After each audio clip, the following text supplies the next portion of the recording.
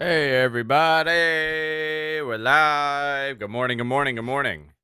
Hothead, Crown Wolf, what up? Rough start to my day today.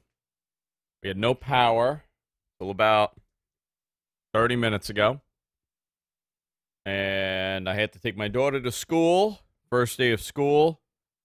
I have to pick her up early. I had to drop her off early. It's a freaking disaster.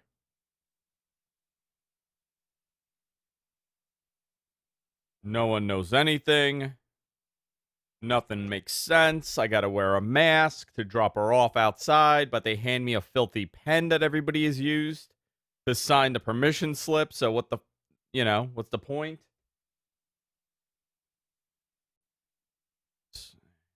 People lost their goddamn mind. Nothing makes sense. Up is down, down is up. Hey, Andrew, how's it going? Well, I'm sure losing power hasn't been a great start. No, terrible. Good morning from Oakland Gardens. Did you lose power in Oakland Gardens, William? Bayside lost power. Now it's back. Better than ever.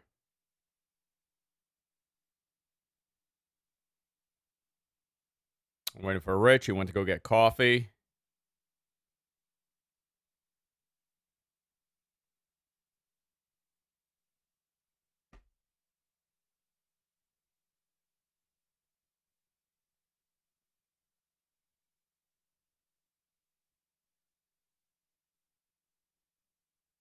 Yo, Bachelor. Hello, my babies. Gotta get in the mood, man. I'm in a bad mood. I gotta tell you. I'm in a bad mood. I'm annoyed with a lot of things in wrestling. I don't know how much of a bad mood I should be in for the show, though. Should I change my tude? Or should I rant about how much I hated the AEW pay-per-view? Are people going to get upset with me? Because apparently somebody's very upset with us that we like AEW. So maybe they'll be happy. Dude, I just saw Chris interviewed Andrew Yang. I just saw like 3 seconds of it right before, so I got to watch it after. AEW, listen, All Out was not good. It was not a good show. I think the way that Rusev debuted was convoluted. My reggae today, dude, is like a negative. It's a -6. I got no reggae. My reggae is turned into country music. That's where I'm at right now. I only enjoyed Shida and Thunder. Shida and Thunder was good. It was fine. That was okay. I think here's the problem, okay? In order for both WWE and NXT and AEW to work and be very successful, right? Have tremendous success, not moderate success or success within wrestling, but become a successful product. They have to do more to get the casual fan. That they top to bottom have to do that. They cannot have you just assume who these people are and what they're doing. And I'll go into it today. The piece of hair. I got a piece of hair hanging. Hold on. Is that better? Is that better? Soulless. MG Geek, you're on my list too today. How about that?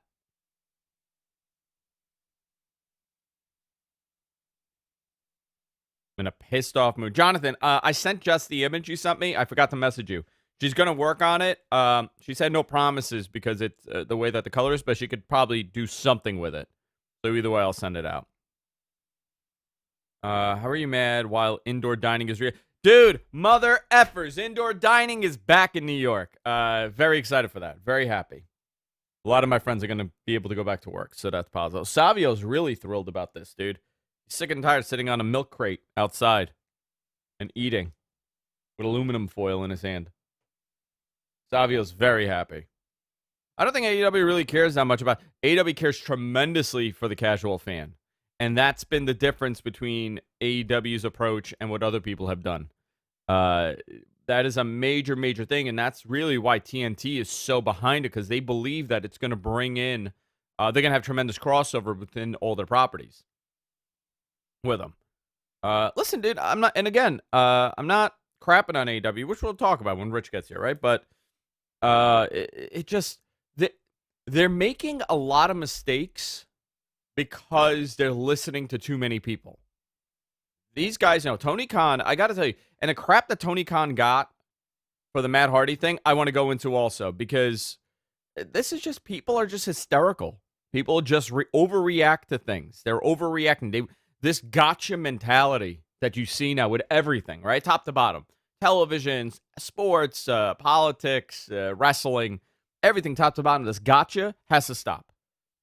Not everything is a gotcha. You know, people need to realize that people are people and they react for the moment. And sometimes the decision that you make at that very moment when you're pushed against the wall may be a bad decision. May not be a great decision. Maybe an okay decision.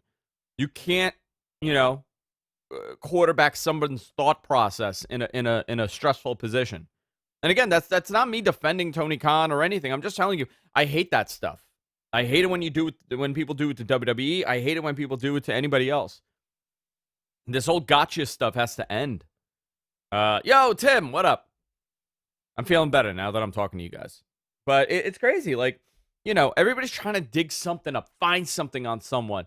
A good friend of mine, one of the squeakiest, cleanest guys out there. I'm not going to name names. I'm not going to go into it. But he got publicly outed for, and it's nothing to do with wrestling, right?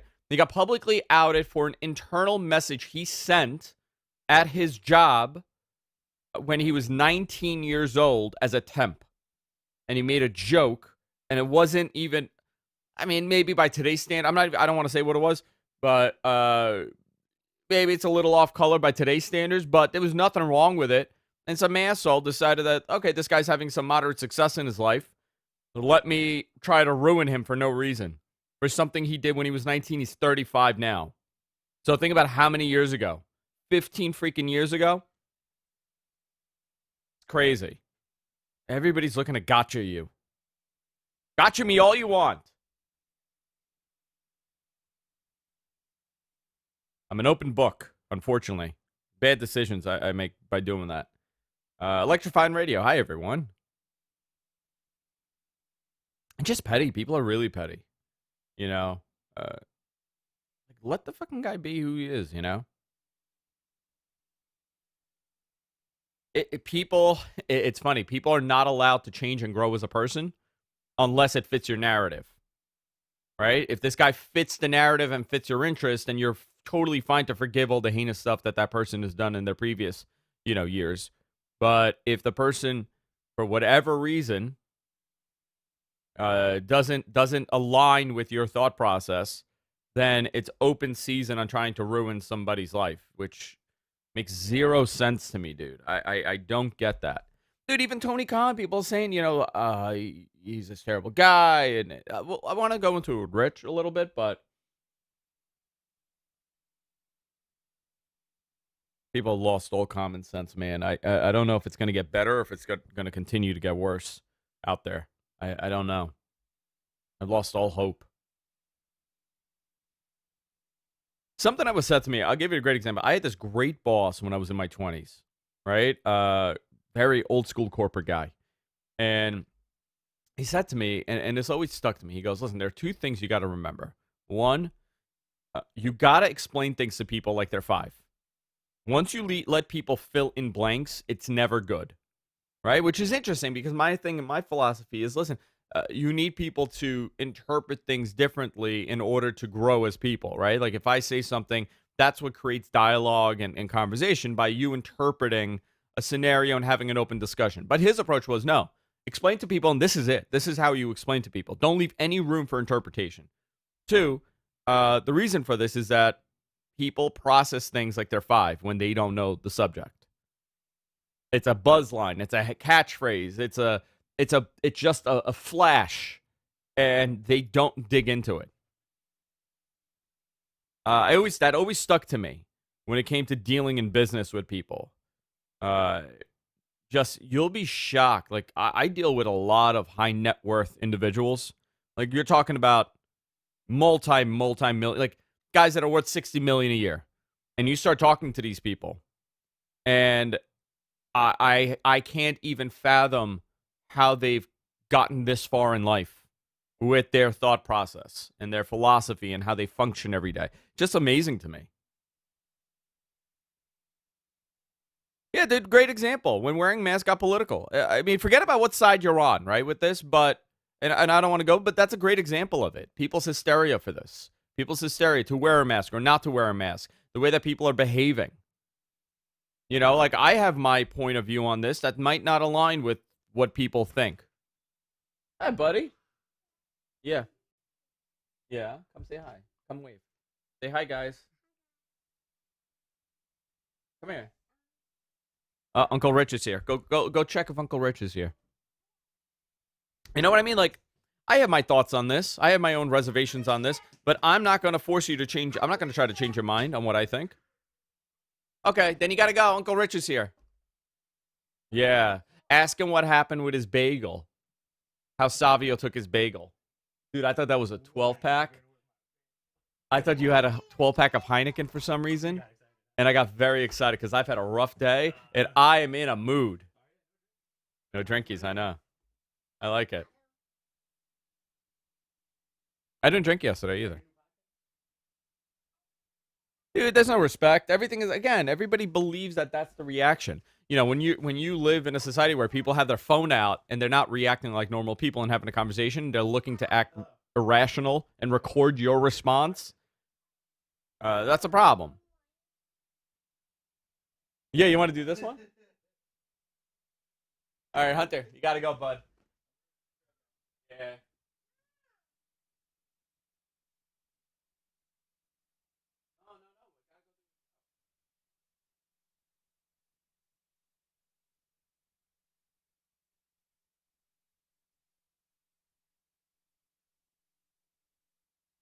The bad man ate it. The bad man.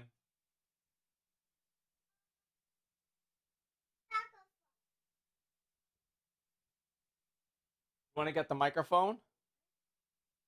No, we got to go, buddy. I'm gonna dump you.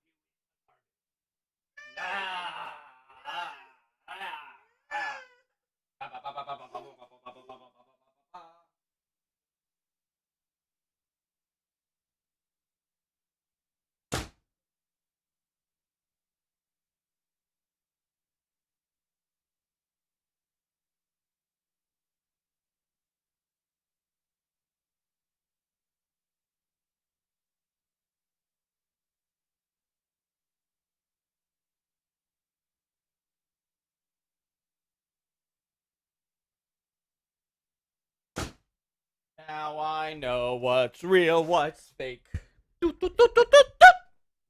Matt Boys. Sorry, guys. Dude, I always say this. Give respect. Forget about not agreeing with someone. You will not change someone's opinion if you're yelling in their face. You're screaming in someone's face. You will not get them to change, even if they're wrong 100%. If you get in my face and you start screaming at me, I'm going to tell you to go F yourself. And this is what people don't realize. They think that you could change people's thoughts, you know, and with aggression and anger. That doesn't happen. You need to have a dialogue. Coffee, I'm so excited for this. Listen, man, all my friends, all different walks of life, right? Everybody I know. I grew up in forget about being a melting pot. This is a gumbo in New York where I live. Everybody. Half my neighborhood is Chinese, Korean, Italian, Greek, Irish. I'm running for office. Would you support me? Dicks out, tits out? No, that's my catchphrase? Okay.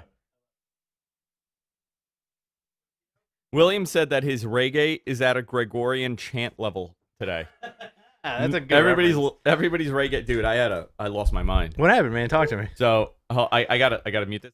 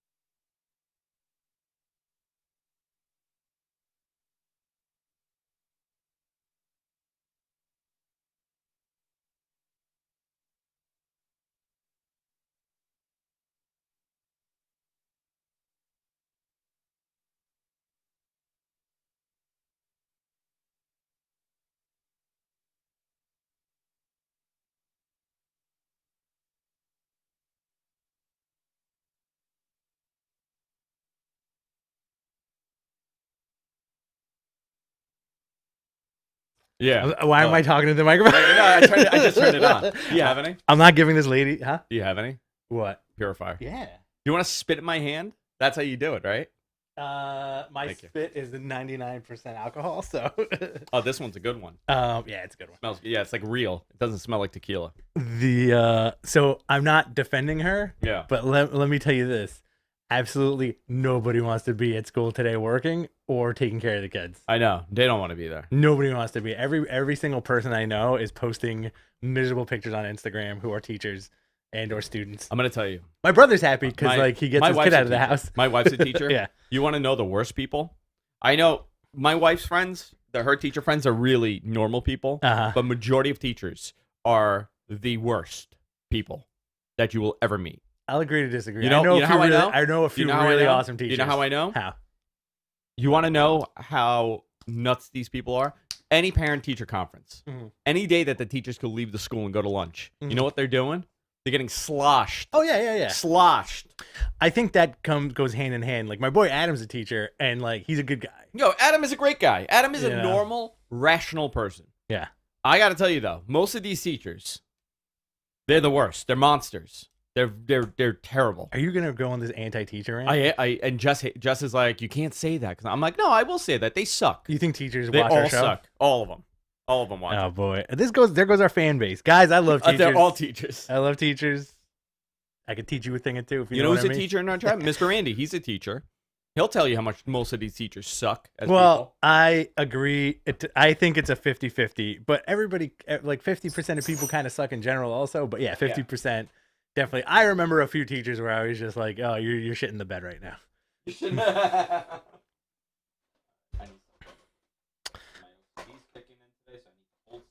Did you say you're OCD? Yeah. Yeah. Is that a tampon? So have you ever noticed that I have to hold something in my hand Yeah. when I do a show? Yeah. That's my OCD. Really? Yeah. I always thought it was just like a little bit of anxiety because you're not talking. No, it's if I'm like worked up, Mhm. this calms me. Are you really worked up? Yeah, I'm very All worked right, up give, today. Give me some. Very worked up. You're gonna be Very okay. worked We're up. gonna get through this together. Yeah. I'll be your teacher. All right, be my teacher. Jeff Daddy. Jeff Daddy, baby. All right, boys and girls. It's time. You guys ready? Let's do this. Yeah. Let's begin in 3. Oh, hold on. Let me You started a whole fucking thing in the chat room now. I hope you're happy. What'd I do? About teachers? Yeah, people are arguing about teachers now. Good. What about the teachers in the Hot for Teacher? You don't like Van Halen, right? I love Van Halen. Oh, okay. I don't like Van Hagar. Who doesn't like Van Halen? Somebody doesn't like Van Halen. Are you sleeping in here from now on? What is that? Is that a my bed? pillow mattress. It popped. Nice, man. Is Alec moving down here now? No. I replaced his blow-up mattress with another nice. one. I'm returning this one. Cool. That's fun. So blow-up mattresses are surprisingly comfortable. Huh? Blow-up mattresses are surprisingly comfortable. Dude, this Intex one is seriously... So the one I have at Spencer's house, that's the one I use. It's phenomenal. This thing is so comfortable. It's super firm. Love it. Nice, man. You selling mattresses? I now? am. That's what I'm doing. Are you? Use my Amazon link. Use you the guys. code Andrew. And check out. All right, let me get a mic check from you. What do you think? Hat on or hat off today? No, keep it on. Yeah. Yeah. Cock it sideways more. Yeah. Oh, like Fully like cocked I can't. sideways. Well, I'd have to wear the headphones on the side. Wear of the my headphone face. on your nose and on the back of your head. What if you showed up with headphones on your face? Like I'm wearing the mask. I'm wearing the mask. I'm wearing okay? a mask today, or like panties. No, I'm gonna go with the freaking the death doctor. Oh yeah. I'm gonna go with the plague doctor. You mask. should. Can you calm down for like 3 seconds? Let me unbuckle my kid. My head is in the car. She's screaming at me. Have you been head fighting this person all morning? Yeah, I want to ruin her. Take a deep like breath. in my mind, I Shake it want to off. know where she lives. Shake it off. Take a deep breath. Just ask her. Be like, hey, where do you live? Where do you live? Well, give me your address. Bitch. Give me your address, bitch. Ray de Blasio says you're a bitch. That's what you should say. I was gonna wake up my wife this morning by saying that. Hey, time to get up. Ray de Blasio says you're a bitch. I love that. That's hysterical. Dude, Get loose, baby. Can we also talk about how I had a mental collapse at the end of the show last? Well, I last mean, week? I died, dude. You were staring me straight in the eye and taking those edibles. Oh, you man. were like, But dude, even the following day, I was laughing at watching it. I'm gonna edit it today and post it. Watch Andrew Zarian lose total control of himself. All right, we're ready. Let's do this. All All right. In 3, 2, and 1. Let me do that again. Sorry, guys. Shh, okay.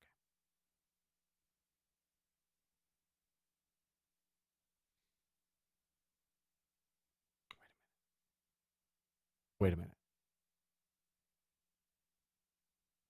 Okay. 3, 2, and 1. Didn't work again. All right. Ready? Let's be serious. 3, 2, and 1. Hey, everybody, welcome to Gaba Men, your source for all things Italian cured meats. I'm Andrew DiMatteo. I'm joined by Richard Parisi. Hey, what's going on, baby? Mwah, mwah, mwah. Italian stereotype. Gaba Men. Gabagool, Today we're doing Gaba Men, boys and girls. It's been a rough morning for me. I've had a loss of humanity in myself. Oh, you're freaking out. I lost my mind today, dude. I lost my mind. But I'm glad we're here. We're going to talk about all things professional wrestling. So before you came, Rich, we were talking in the chat room, like, okay, what are we going to talk about and everything, right? Obviously, we're doing a big Q&A at the end of the show. Very much encourage you guys, get your questions ready and submit them in the chat at the end of the show. And we're going to do like a nice long Q&A segment because people really enjoy it. And I know a ton of people have a bunch of questions. As we're recording this, I believe PW Insider Mike Johnson reported that there are cuts coming. There are new cuts coming here to the WWE. To WWE. So I'm sure something will be announced by the time this gets posted, unfortunately, or by the time that, at the end of the show. But a lot to talk about, obviously, with All Out, NXT, what's going on in WWE Raw ratings, one of the worst, 1.75 million. The Thunderdome boost has ended for them. SmackDown did great. SmackDown had a great week. So I want to break down everything top to bottom. Obviously, I don't want to spend too much time on All Out discussing every match, but it is going to play a big part in today's conversation because what did you think of that show? The All Out. All Out. Like, did you I rewatched it the following day. Okay.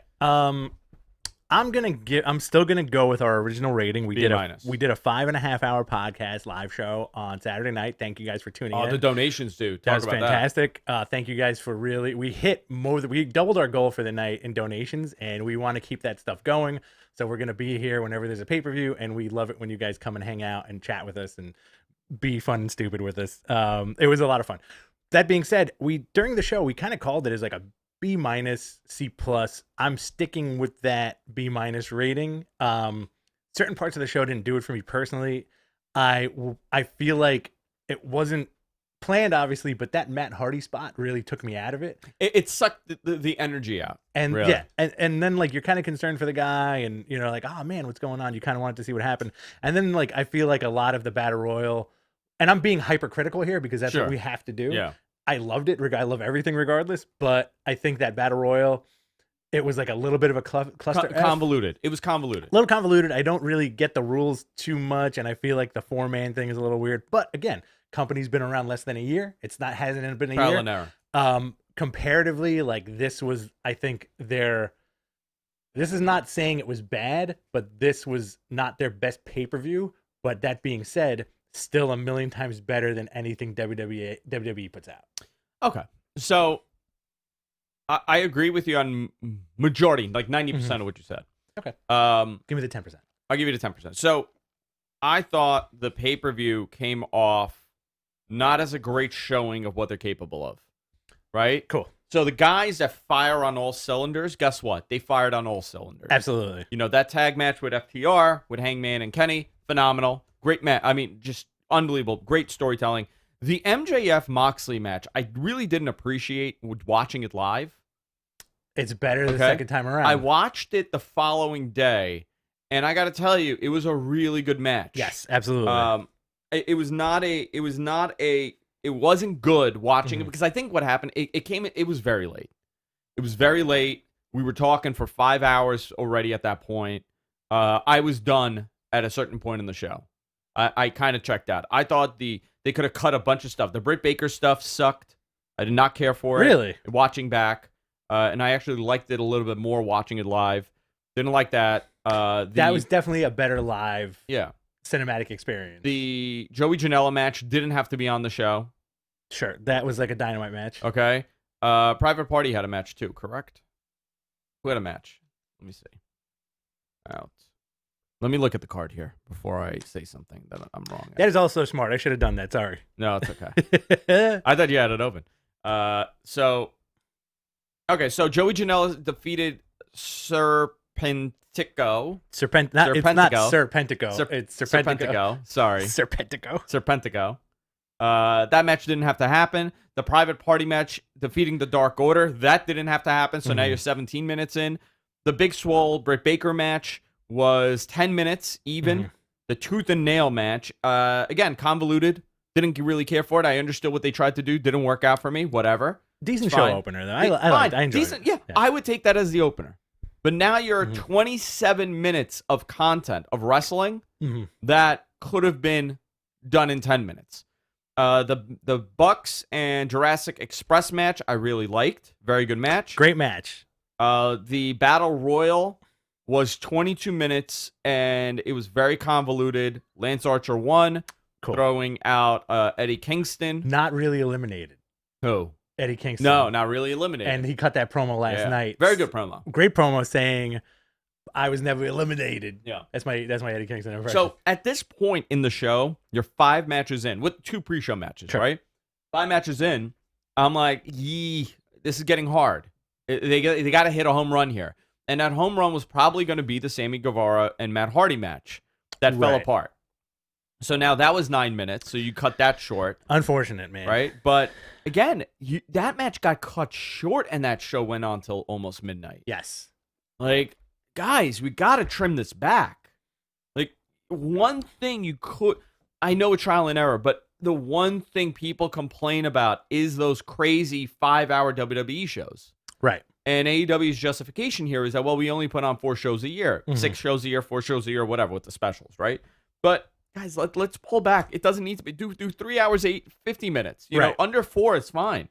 The Shida and Thunder Rosa match, I really enjoyed.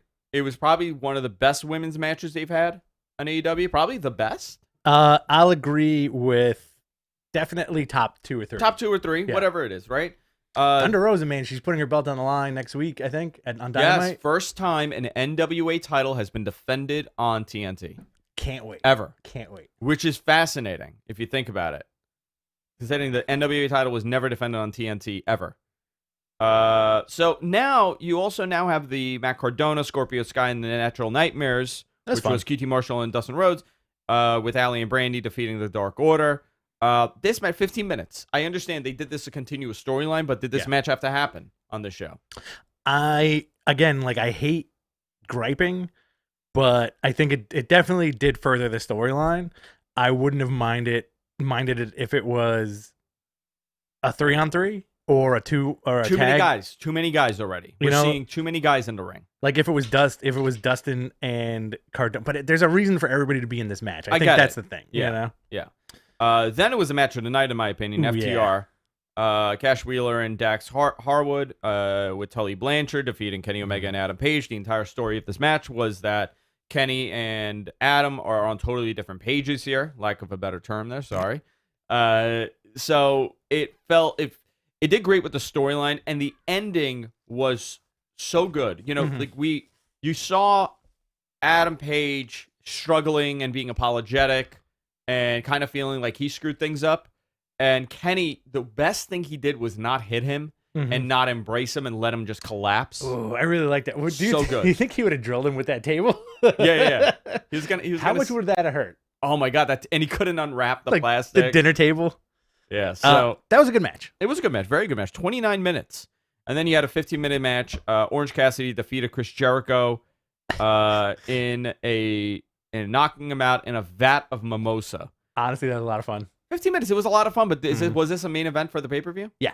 Oh, I'm sorry. Not the main event. I'm so sorry. Jesus Christ. Second main event. Second main event. Second to last. I think so. I think that we were talking on Saturday night where very Japanese stacked card where your last 3 matches. Big matches. Those are your big matches. Yeah. And I think the Orange Cassidy Jericho match was the peanut butter in that peanut butter sandwich. Peanut butter and jelly in that peanut butter sandwich between FTR and Mox and MJF, man. Yeah. I really enjoyed the last 3 matches. And They did a lot in the Mimosa match, and it went 15 minutes, and it felt like it was a 5-minute match. Yeah, it was super quick. Yeah. That match felt really quick. And then Jon Moxley defeated MJF. So here's where, rewatching it, this match was way better. This was a great showing for MJF. He worked really hard in this match, which is fine. It was good. I just feel that the show went on too long. If it hadn't gone on this long, but maybe my reaction would have been better. If the show ended at 11 instead of 11:35 or 11:45, maybe my reaction would have been better. But however, would you say this was the worst AEW pay-per-view? Out of the pay-per-views, out of the only pay-per-views. I would say this is, again, at like a BB minus, yes. But that's like, if there were like legitimately the only two complaints we had were the Battle Royal was a bit of a cluster F. Yeah. And unfortunately, the Matt Hardy. Matt Hardy injury kind of sucked the vibe because everybody was so concerned. It wasn't so. And let me just put this out there. We're not saying that oh, this is bullshit. We're saying it as holy shit, this dude could really be hurt, and your thought process kind of makes you not want to watch anymore. I get it. No, right. Absolutely. And that's happened in WWE a bunch of times. Something has happened and it's sucked the energy out, and it's kind of hard to, get back on that train. Mm-hmm. So I would say this was probably the least enjoyed AEW pay-per-view that I've watched, and probably the least enjoyed AEW show in a while. Okay. I from what I'm told, they're aware of a lot of these things. Mm-hmm. So let's slowly address some of this. So let's talk about the Matt Hardy injury.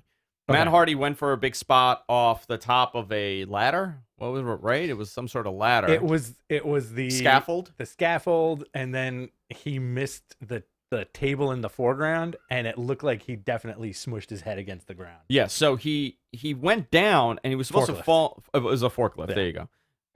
He was supposed to fall, and the table was gonna take the brunt of it, but his head missed the table. His body was on the table, and he slammed it on the cement. The story is that he was out for a good 30 seconds. Ref did the X sign.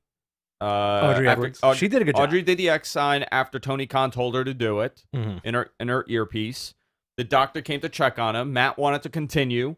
Matt said, he's fine, I'm fine, I'm fine. The doctor did some sort of quick test to determine if he's concussed badly or not.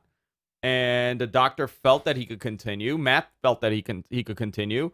And he continued, and they just went to the main spot to end the match, and that's what they did. Yeah. They ended the match with the spot. So this is when hysteria broke out, right? Absolutely. Rebby Hardy went nuts on social media. And that's her thing, though. That's her thing. That's fine. Listen, big ups to Rebby, Queens girl. Yeah. Grew up in Flushing. Went to dance school with Dara. I don't know if you know that. I told you that. You told me this, but who they don't know who Dara is. They have no idea. A friend of ours, Skinny Pig NYC, big time blogger. So she went nuts. Accused Tony Khan of lying because Tony Khan said that he did not have a concussion. Doctors deemed that he did not have a concussion. He was in the hospital. They did tests. Apparently, he didn't have a concussion, which is great. And then it brought in all these doctors on Twitter. Yeah. Everybody became a doctor and talked about social media concussions. Yeah, social media doctor, how concussions work. Guys, he went to the freaking hospital. Right. A doctor said he was fine. The doctor in the hospital said he was fine. I don't think Tony Khan is a liar. No. People like to rag on him, but now you're blaming this poor guy for something he didn't really do.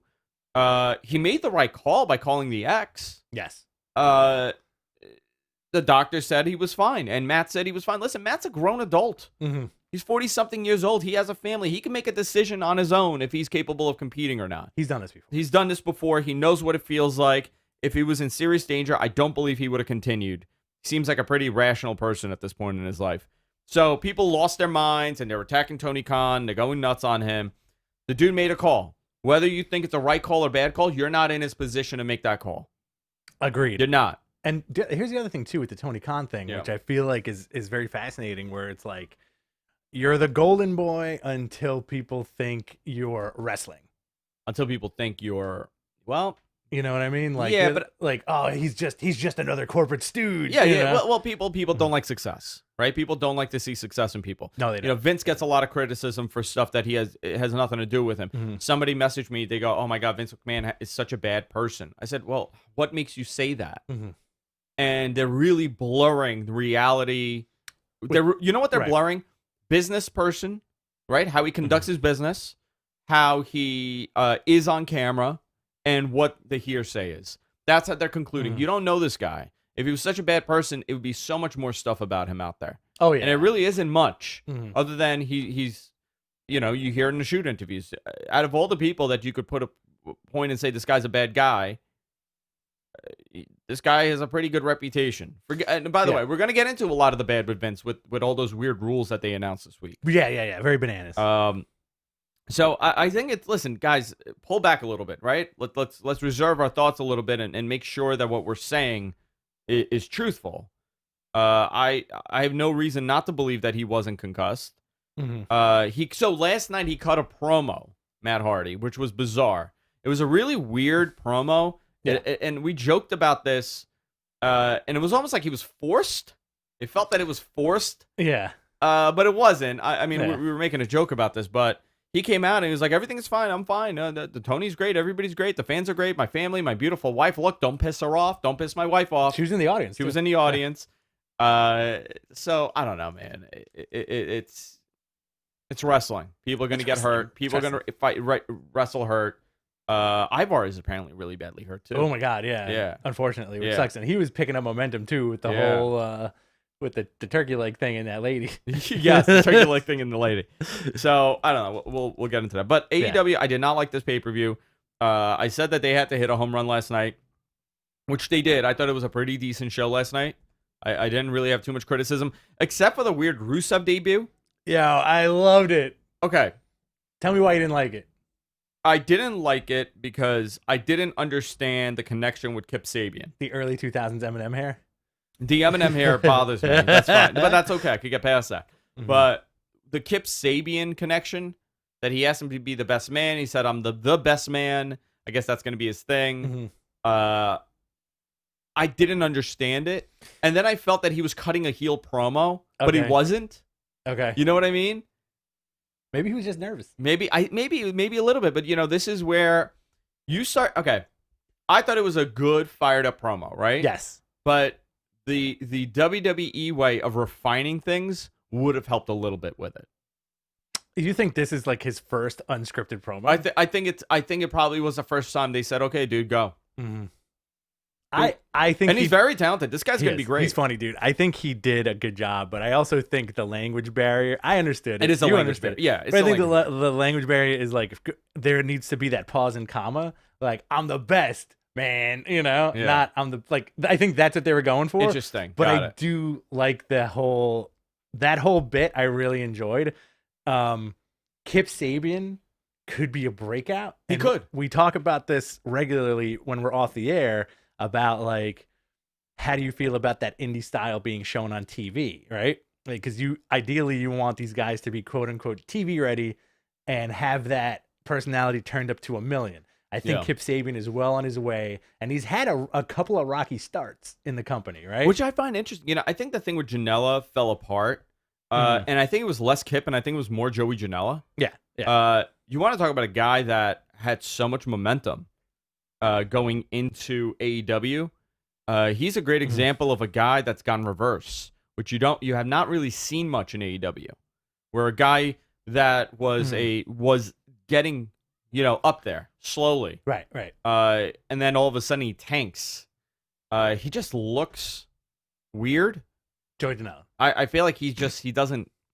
I'm not going to say what I think or what I heard. I'm not going to say what I heard because I heard from somebody else. Okay. Can you tell me off the air? Yeah. Do you personally think if this dude was a little more shredded, he'd be more over? I think if this dude...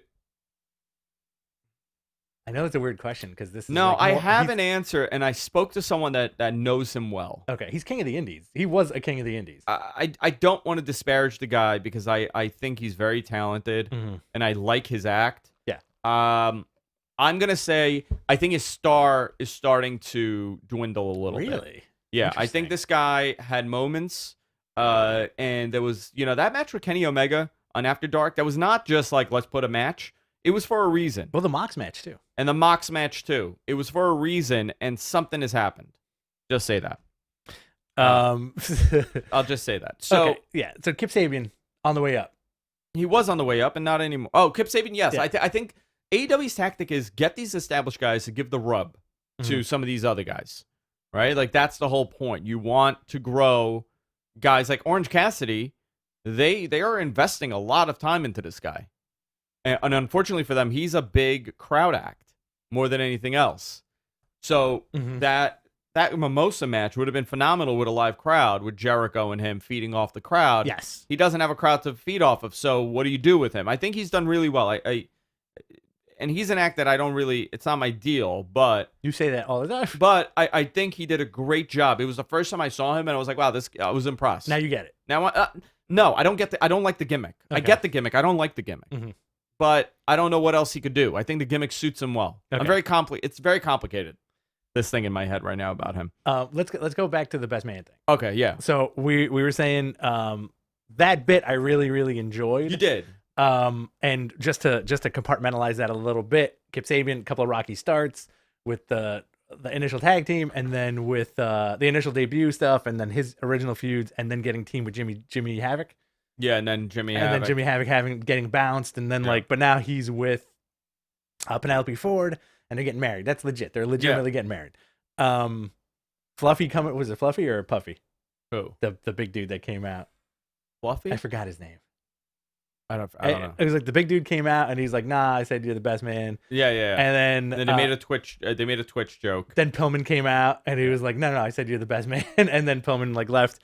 And then an interesting debut for Miro coming out, cutting that promo, and people were chanting Miro Day, which is great. Which was great. I think that took him by surprise. Yeah. And then saying he's the best. I like him as the heavy in that group. Are they going to be a group? I think so. I don't think so, man. I would keep him away. I would keep him on his own. Okay. They don't, I got to tell you, though, the way that they debut people is not great in the company. And I wonder if that has to do with the leadership deciding how they're going to debut, or too much of the talent having a say in how they're going to debut. Moxley was the best debut. Yes, 100%. Right? 100%. Everybody else that has debuted there kind of been lackluster. Lance was a good debut.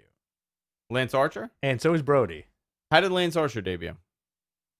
They did the promos of him coming, and then he came out, and I think he destroyed Marco Stunt. Yes, he did destroy Marco, yeah. But I can tell you, Matt Hardy's debut, not great. I think it worked without the crowd. I feel like you have to take that into the equation, because if any one of these guys debuted with a crowd, you're right. Forget it. Roof off the place. Matt Cardona, good example. If there was a crowd there, it would have been a big pop. Yeah, so we'll see what happens. The other thing, a lot of criticism coming in from fans that too many WWE guys in AEW. Up. You know what I said? Here's my answer to that, right? Okay. How many wrestlers exist in North America? Exactly. Like that are on TV level, right? That are TV level. If you're already if you're that good to be on AEW, TV, and you're established, right? I'm not talking about like the indie guys they're experimenting with. Yeah. Like Sonny Kiss and Joey Janela. Like this is an experiment to see how well they'll do. But if you're a wrestler and you worked at, it's like saying like, oh, I worked at Disney. Universal Studios hires too many Disney employees. Right. They've worked in amusement parks before. They know how to manage an amusement park, but we shouldn't hire them because they work at Disney. That doesn't make sense. There's nothing you could do. That's just how it is. And that argument that, like same thing, NXT is all Ring of Honor guys and indie guys. Right. You can't, I find that logic bizarre. Like, it's not about the guy. Like, where do you want them? You don't want them to work? Exactly. Where should they go work? Japan? Then they're going to say, oh, look, Japan is hiring all Impact. Impact did that, and everybody was complaining that Impact did that. Impact's problem was they didn't do it the right way. Oh, yeah, 100%. Impact was emulating WWE. That's why it looked like they hired all these WWE guys. And at that time, if you think about it, who else were they going to hire? Exactly, nobody. They weren't doing like the amazing ROH call-ups because they didn't know how to handle these guys. Who? Impact. Impact, yeah, they would have no clue. You know, because remember, like, Punk had a shot there. A lot of people had shots. Moxley had a shot 2003, 2004, 2005, yeah. A lot of people had shots there, and they just, at that time, it was like they didn't know what to do. I think it was like the whole Jarrett thing. Well, here's a good example, right? They had Okada, right? Impact had Okada. And the big example is look how they portrayed Okada, the greatest wrestler, one of the top wrestlers in the world. Impact had Sonata also. And Sonata. Okada, and I was like, well, they look, just speaks volumes. I'm like, they wouldn't know what to do with Okada. Yeah. First of all, there's a language barrier. They have no idea who this guy is. He's still new. You think they're going to prioritize a Japanese talent that's coming over on a trade agreement over their own guys? I think they had Nakamura also.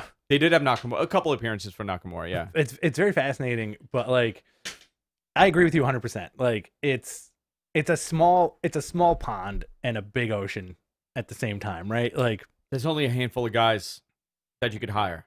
Think about it this way too. Like I feel like that's such a BS excuse as a fan to be like, oh, too many WWE guys. But when we were younger, did you not pop your ass off when dudes were showing up on Nitro? Oh yeah, I loved it. It was great. It was great to see. Somebody in that back and forth. I'm in a wrestling chat on Instagram, and somebody put the Virgil debut for the NWO. Oh my god! And I'm like, it's so weird that this guy was in the NWO, but obviously it's because anybody who had WWE in their past was brought on. You know, because you had DiBiase, you had Virgil, you had obviously like your top 5, and then like who was the one original guy that was never in? Not original guy, but who was never in WWF? The Giant. Yeah. Right? And he ended up going there. You know? Dusty at some point. Dusty was in WWE. Later on. Yeah. But you know what I mean? Like, you got to look at it as these are the top tier guys. Like FTR. I think FTR is going to have this unbelievable career in this company. Yeah. Because they're so good. They're really good. And they're a great representation of tag team wrestling. Okay, that's what you put the title on. Brody Lee is doing one of the probably the best work of his career in the last couple of weeks. Yep. And he's so good. How do you feel about WWE guys holding all the major titles? So that's a good question. I don't look at it that way. I don't see these guys as WWE guys. I see these guys as wrestlers. So Exactly. Brody Lee had a tremendous career on the independents before going to WWE. You know, and they did nothing with him. It's not even like he was like a really high-level WWE guy that's coming in and just grabbing the title off of. He's starting over. He's reinventing himself. So here's another point to add to your point. By the way, mass WWE releases are underway right now. Unfortunate. Yeah. Here's another point to add to piggyback on what you're saying. There's a reason for that, and the reason is that WWE guys who are there now are helping the entire undercard. Yeah, because they know how to. If it's one thing WWE teaches you, it's how to work the camera and work to the last guy in the back. Yeah, right. They teach you how to work to that last person sitting in the nosebleeds, and I think that's what a lot of these guys lack. If you're going from wrestling in front of 25 people, you can see every single person in the audience, right? But then you wrestle 10,000 in front of 10,000 people. Very different. You know, you can hardly see the person in the back, and that's the person you have to wrestle for. Just like, you know, if you're in a band and you're playing a giant show, you got to sing for that last guy in the back so he can so he can hear you, you know? And I think it's a good move on their part. FTR with the belts, that might be top 3 favorite title holders. Yeah. No, I think it's great. Listen, I think that's a right move. You know, you want to talk about like Jericho holding the title, an old guy holding the title. Jericho had to hold that title. Oh, absolutely. It really established him. I don't think people realize how much that assisted in creating the brand. 100%. You know, we constantly think about what we want. You know, you ask a wrestling fan who should have the world title in WWE, they're going to tell you everybody except for Roman Reigns, Seth Rollins, and the guys that they want to pick. Exactly. They're going to tell you AJ Styles. They're going to tell you Cesaro should hold the title. Nakamura should hold the title. That's fine for us. Absolutely. Like, I would love to see that. But who's going to bring in that casual fan? Who's going to bring in the disenfranchised fan? I don't know if it's Roman Reigns. I think this version of Roman Reigns may help a lot. Oh, yeah. Because it's very different and it's doing something just fist pumping. So, we'll talk about WWE also. But, overall, I thought the pay-per-view sucked for AEW. I thought the show was good. I thought the show was really good. I enjoyed the show this week. Good showing for Brody Lee murdering Dustin. Oh, my God, yeah. In the end. But listen, that's, they're building a monster. And they're building that match with Cody again. A lot of good monster potential on that roster. Big guys, a lot of big guys. Big guys, big, thick MFers. Here's the other thing, too. Like, I kind of want to touch on this really quick. I'm sure, I don't think it's in the notes, but, like, speaking of Jericho with the title, right? The thing I really like about AEW is that their long-term storytelling is completely in effect. And I think that's why this pay-per-view went the way it did, because they furthered all the stories, and that's what you should do. They're not dropping shit left and right. They're continuing this stuff. The Mox Archer thing is going to be awesome because of their history in Japan, and I think these guys are going to tear each other apart. Yeah. Here's the other thing. At some point, Jericho's going to get that title back, and that's when you see Jericho turn face and Inner Circle breaking up. Because that, in and of itself, is Jericho versus Sammy, Jericho versus Jack, Jericho versus Ortiz and Santana at some point. They're going to build those guys up. And I think it's, when you think about the future like that, that's when it gets really cool, Gerald Briscoe has been released. That sucks. Who stooged him off? Who stooged Gerald off? So, listen, man, I think Jericho is interesting. But I got to tell you, though, the bumps that Jericho's taking, old man bumps. Just like kind of plopping down. He's very stiff. And you know who would do this? Hogan would do this, right? Like, yes. When you would hit him and he would bump. He would look like he would look like a man falling, like actually getting hit, because he's so dense. And Jericho has that. Like, when Jericho's bumping, it looks like it's hurting him. He's bumping like a little bit sideways. Have you seen that? Yes. It's not like a flat back. He's doing, he's doing like somebody said the life alert bumps. You know what? He's earned it. Listen, dude, the guy is still, I thought it was fun. I love seeing him out there. I love this version of Chris Jericho. I love this, out of his prime Chris Jericho, which is great. NXT ratings, by the way, 838,000. It was delayed for Tuesday. Listen, man, Tuesdays, they got to stay on Tuesday. Yeah, it's good. That show was pretty good, too. It was, okay. Let's talk about that. Mistake putting that match in the first match? Yes and no. Okay, tell me why. I really, I'm going to be 100% honest here. Here is what my thoughts are. Yeah. And it's unfortunate that I'm saying this right now. You ready? Yeah. Okay. I turned the TV on. I had a very nice long day that day. And I was telling my wife, oh, yeah, Finn Balor versus Adam Cole is going to be the main event tonight.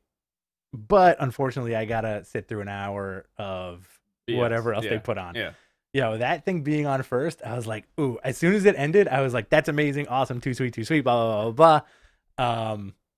Was like, I'm glad they got that out of the way. I could kind of watch the rest of this if I wanted to. Well, it seemed like, the finish was changed. Yes. Anthony in our chat room is kind of backing me on that. The finish was changed from what it was originally going to be. Originally, the finish was going to come last week, where it was going to be a run-in finish or something would happen post-match in overtime. There was some sort of run-in finish. Yeah. So I was like, okay, well, maybe they're going to separate and do it for the main event, and that's what you close the match with. But they decided to put the Rhea Ripley match at the end because it was a cage match, right? Uh-huh. So they moved it. I don't know if that was a good idea or a bad idea, but, the ratings were actually down from last week, and I probably that's attributed to people watching the main event and leaving. Right. They saw the major title change, and they left. They weren't going to stick around. This isn't Saturday night's main event.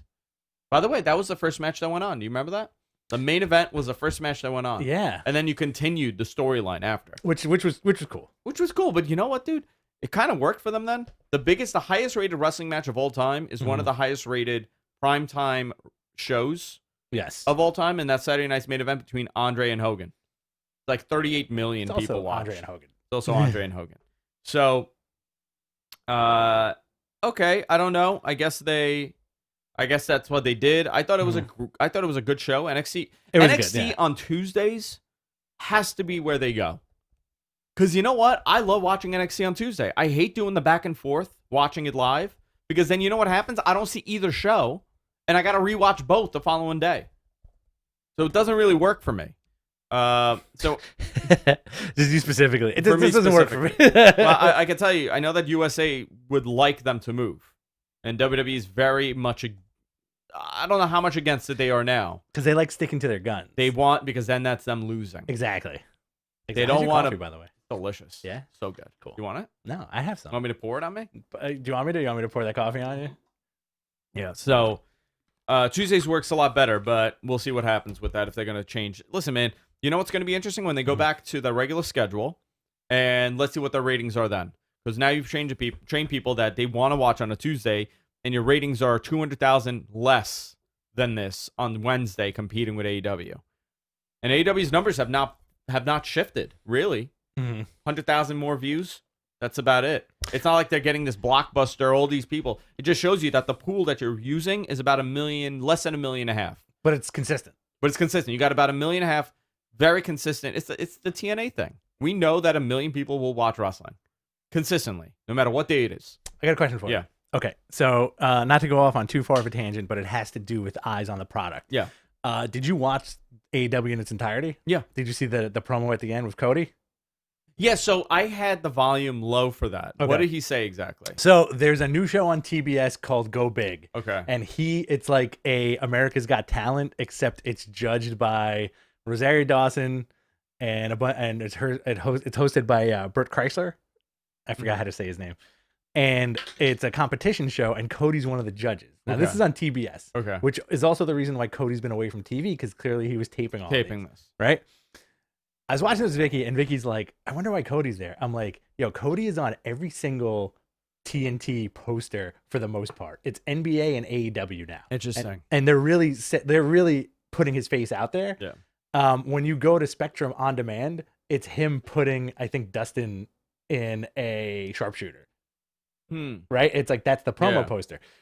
I think him, yes, that is. Yeah. Right. I think him being on that show will bring more eyes to the product by default, because people are going to be like, "Oh, this guy's great. Who is he?" And then I'm sure he'll promo the AEW wrestling stuff, and then probably bring out AEW guys on that show. And that's the other Turner network. Yeah. The TBS. So I think that's kind of fascinating too. And I think you're going to get a bump in views because of that. We'll see. I think so. I'm hopeful that these crossovers are going to be a big positive for them, and I think Cody's a good ambassador for the brand. Really, the big story for the AEW is the Kenny Omega going back to a singles run. He did an interview with Jim Ross, and I thought it was pretty good. Yeah. The way he was very normal. He didn't cut a wrestling promo. He's like, listen, a lot of people said that I wasted a year doing this, and they wanted this big singles run, but I felt that this is what I had to do. I felt that this is the right thing to do. I needed to do this. I need to be a tag guy, and now I'm done with it, and now I'm a singles guy. Great job at that. We'll see how he comes out in this. But I thought, that program with him and Hangman is going to be interesting to see where they go with this. Hangman being the ultimate babyface makes me think that he's going to turn. I think we're getting the cleaner. I hope so. I hope so. Heel Bucks and the cleaner. Yeah, I like that. And I think you're getting... Who did the Bucks beat up? The Bucks beat the crap out of Alex Marvez, right? Yeah, they just beat the shit out of him. I do think we're getting that Bucks heel turn. I think as far as Hangman goes, I think they're going like an interesting Steve Austin route where he can't trust anybody. Yeah.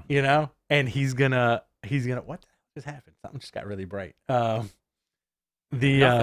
happened. Oh man, where am I? I think they're gonna go an interesting route where he's the loner good guy. Yeah. Because you can't when the crowds come back, you're gonna want to cheer for Hangman. Yeah. It depends. Let's see. Kenny plays a good heel. I would say keep them away for a little bit. Just separate the elite. Separate them a little bit, and then have them reconnect. By the way, can you pull up the G1 card? Oh, yes. The blocks. So we'll talk about that. I do want to talk about Roman Reigns. We spoke a little bit over the weekend for the pay-per-view that we watched, but I do want to talk about what they're doing with him. Big rating for SmackDown. They did phenomenal for SmackDown with Roman. He is a heel. It looks like this is the build, in my opinion, for a big Rock feud, just in case. Absolutely. So he's going to be facing Jey Uso at Night of Champions, right? Night of Champions? Clash of Champions? Clash of Champions. Clash of Champions. What do you think is going to happen here? He's going to keep going with the My Island stuff. Like, this is my island. I think he's going to murder the Uso. Okay. And then does the other Uso show up? I think the other Uso shows up and he murders that Uso. I think Rikishi shows up, he murders Rikishi. I think I think they're going to do the Randy Orton thing, except instead of being a legend killer, he's just killing all the Samoans? He's going to be a Samoa killer. Yeah. And eventually he's going to draw the ire of The Rock. And what if you have Samoa Joe and him in a feud again? And Joe's the face and he's the heel. I would love that. Joe versus Joe. Samoan Joe versus Joe the Samoan. Joe the Samoan. I would love that. But it seems like Joe's going to be on commentary for a bit. Let him heal up. Let him heal up. Let him wait out his contract and then have him debut as another best man. I love what they're doing with Roman. I like that he's like arrogant. You know, playing a heel is a lot easier than playing a babyface because you could be an asshole very easily. It's very difficult to be a good guy and have everybody like you. But it's very easy to get everybody to boo you if you do something that makes you dickish. I think for Roman, people have wanted to boo him. I think what's going to happen, to be honest, is the opposite. People are going to start cheering him now that he's a heel. Cool heel, dude. He could be a really cool heel. Look at his lips. Look at his eyes. Yeah. He looks great, look too. Look at his hair. He looks phenomenal. I just want to see him without a shirt on. Paul Heyman being his mouthpiece is great. This is definitely going to lead into more. And if they do everything right, man, this could be a blockbuster match with him and The Rock in front of a live audience. You know, you want to sell that first live audience. They're going to wait. They're going to wait for the first, like, big mega show. Yes. Now, forget about 10,000 people, 5,000 people, 3,000 people. You're talking about a mega show. You're going to have The Rock there. There's going to be apprehension on the customer's part as to, do I want to be in a crowd? Do I want to be with 30,000 people? You know, we're not talking about 60, 70,000. Do I want to be with 20,000? Do I want to be in front of 15,000? There's going to be a lot of apprehension there, especially with the audience. So how do you get that? How do you combat that if you're WWE and you're now in April next year? Right? You combat that with saying, hey, guys, The Rock and Roman Reigns. Yeah. You also don't need to be in a stadium. If you're not going to do 60, 70,000 people, why not run the Garden in March? Exactly. Now you can run the Garden. The Garden gets WrestleMania again. They are going to run Tampa, from what I was told. Okay. They're running Tampa. I'm just giving an example, right? But they're going to do Tampa. LA is next year, and we'll be back to that by 2022, God willing. But you want to get a big blockbuster return of your product with an audience, you do Rock and Roman. 100%. You give them this match. You do the passing of the torch thing. You do that reversed Hogan Rock thing. Very easy. I would like them to work that same match. Yeah. But here's the thing with that build. I think The Rock needs to come in strong and give him a couple of matches before him showing up. Yeah. Just to main event. By the way, we're not talking about like the next 2 months. I'm not talking about that. I'm talking about Rumble, possibly WrestleMania, most likely, because that would be the match of WrestleMania. You're giving everybody time. Does Rock win the Rumble? No, I wouldn't have him win the Rumble. No? That would be ridiculous. I like it. I like it too, but that's ridiculous. All of a sudden, number 29, you hear it. Do you smell what The Rock is cooking? He runs in, just clotheslines everybody out. And he's so much bigger than everybody on the planet at this point. Yeah. He looks like Nappa from Dragon Ball. He does look like Nappa from Dragon Ball. So I got the G1 card. You ready to talk about that? And, New Japan Pro Wrestling G1 Climax 30.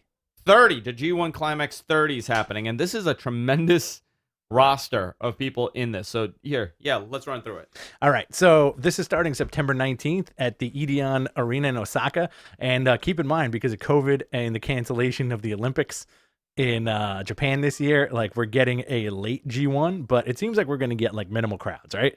A block. You ready?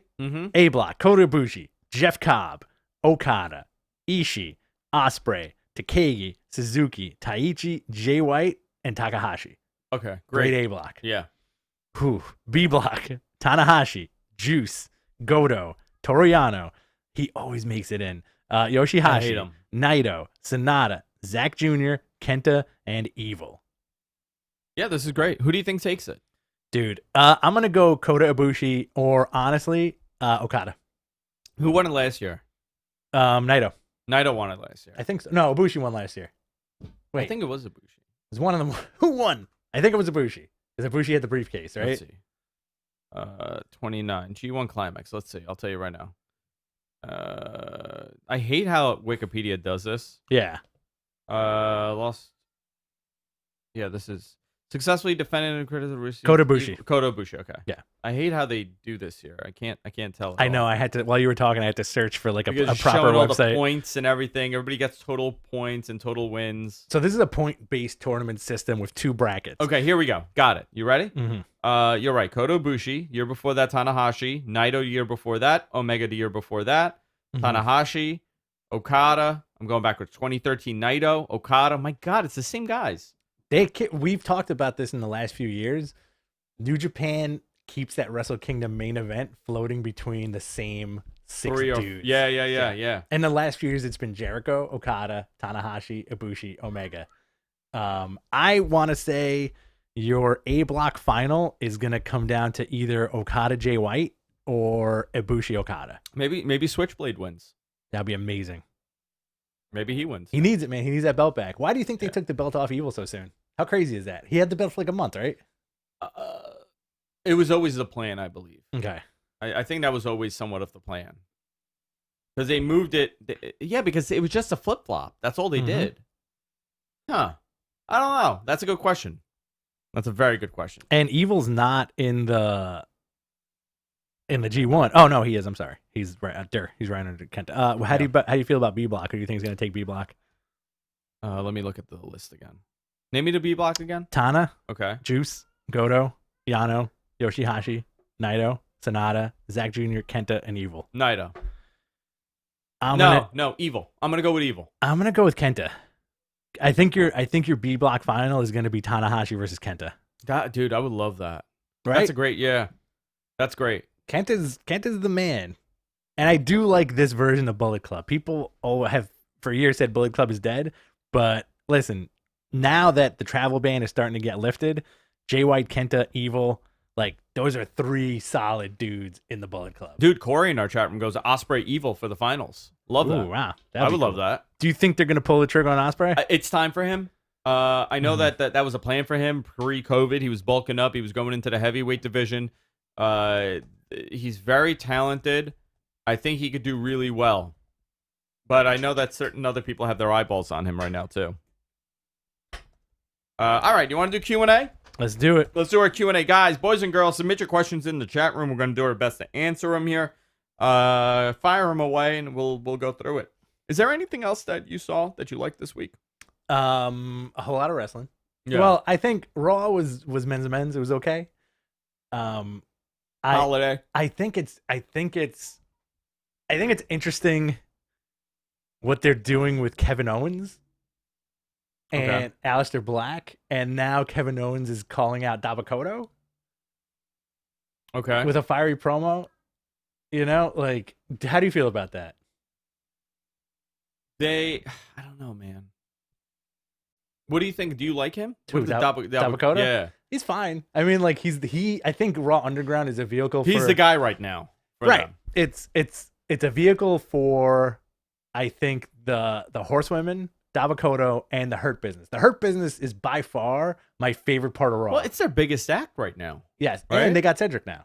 And they got Cedric. Yeah, that was the other thing. So Cedric finally went over, which a lot of people were talking about. Cedric went over there, which I'm cool with. I think it's a cool stable, and you're giving these guys a lot of airtime where they normally wouldn't get. So they're trying something different, and I'm cool with that. You know, try something different. All right. Questions? Question time, boys and girls. Submit your question in the chat. Chances Tessa Blanchard is the SmackDown Mystery Woman. Not yet. No. It's not Tessa. It's kind of funny how, like, you're getting almost parallel things where on SmackDown, all you see is, like, high heels walking. Yeah. And then, like, I'm thinking it's Mandy Rose. But and then on Dynamite, you get, like, Brandy's, like, heels thing, which is also a lady in heels walking. What the hell is that? What? Is that the door? I think it's an earthquake. Hang on. All right, guys. I'm going to take some questions. Guys. Send me your questions. I think Andrew's gone. I think he left. I think Andrew pulled I'm going to the store to get some milk. I'm back. Oh, you're back. Oh, you didn't leave your family. Well, I'm here banging, and I wanted to see who's outside. Should I reiterate what I just said? No, I heard you. What did I say? Go ahead. Tell me. Yes. So on SmackDown, you're getting like this lady walking across the screen. Yes, yeah. It's a mystery woman, right? On Dynamite, you're getting Brandy's heels thing also, which is her walking across the screen. I know. So it's kind of weird. I think it's gonna be Mandy. You think it's Mandy? Or no, I think it's either Chelsea Green or the other one. Eva Marie. No, not Eva Marie. She might be returning. She might be returning. I don't think it's Tessa Blanchard. Okay. What do you do to make a better? Well, sorry. This is from Mike. What would you do to make the Retribution angle better? You need.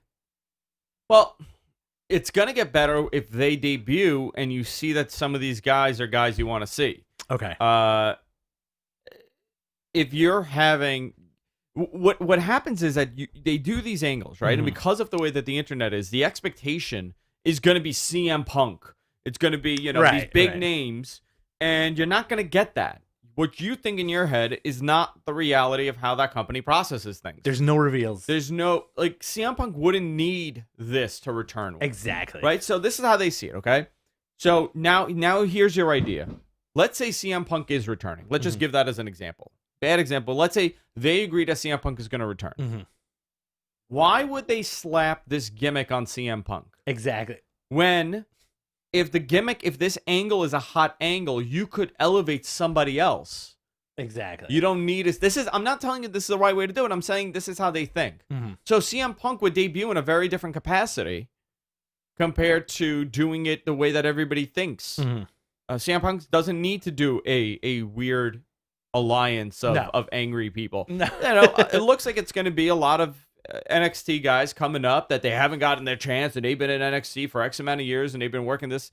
Listen, it's the Nexus. If that's what they're doing, that's the Nexus storyline, and we saw how that went. Mojo. Is it Mojo Riley? Ugh, yuck.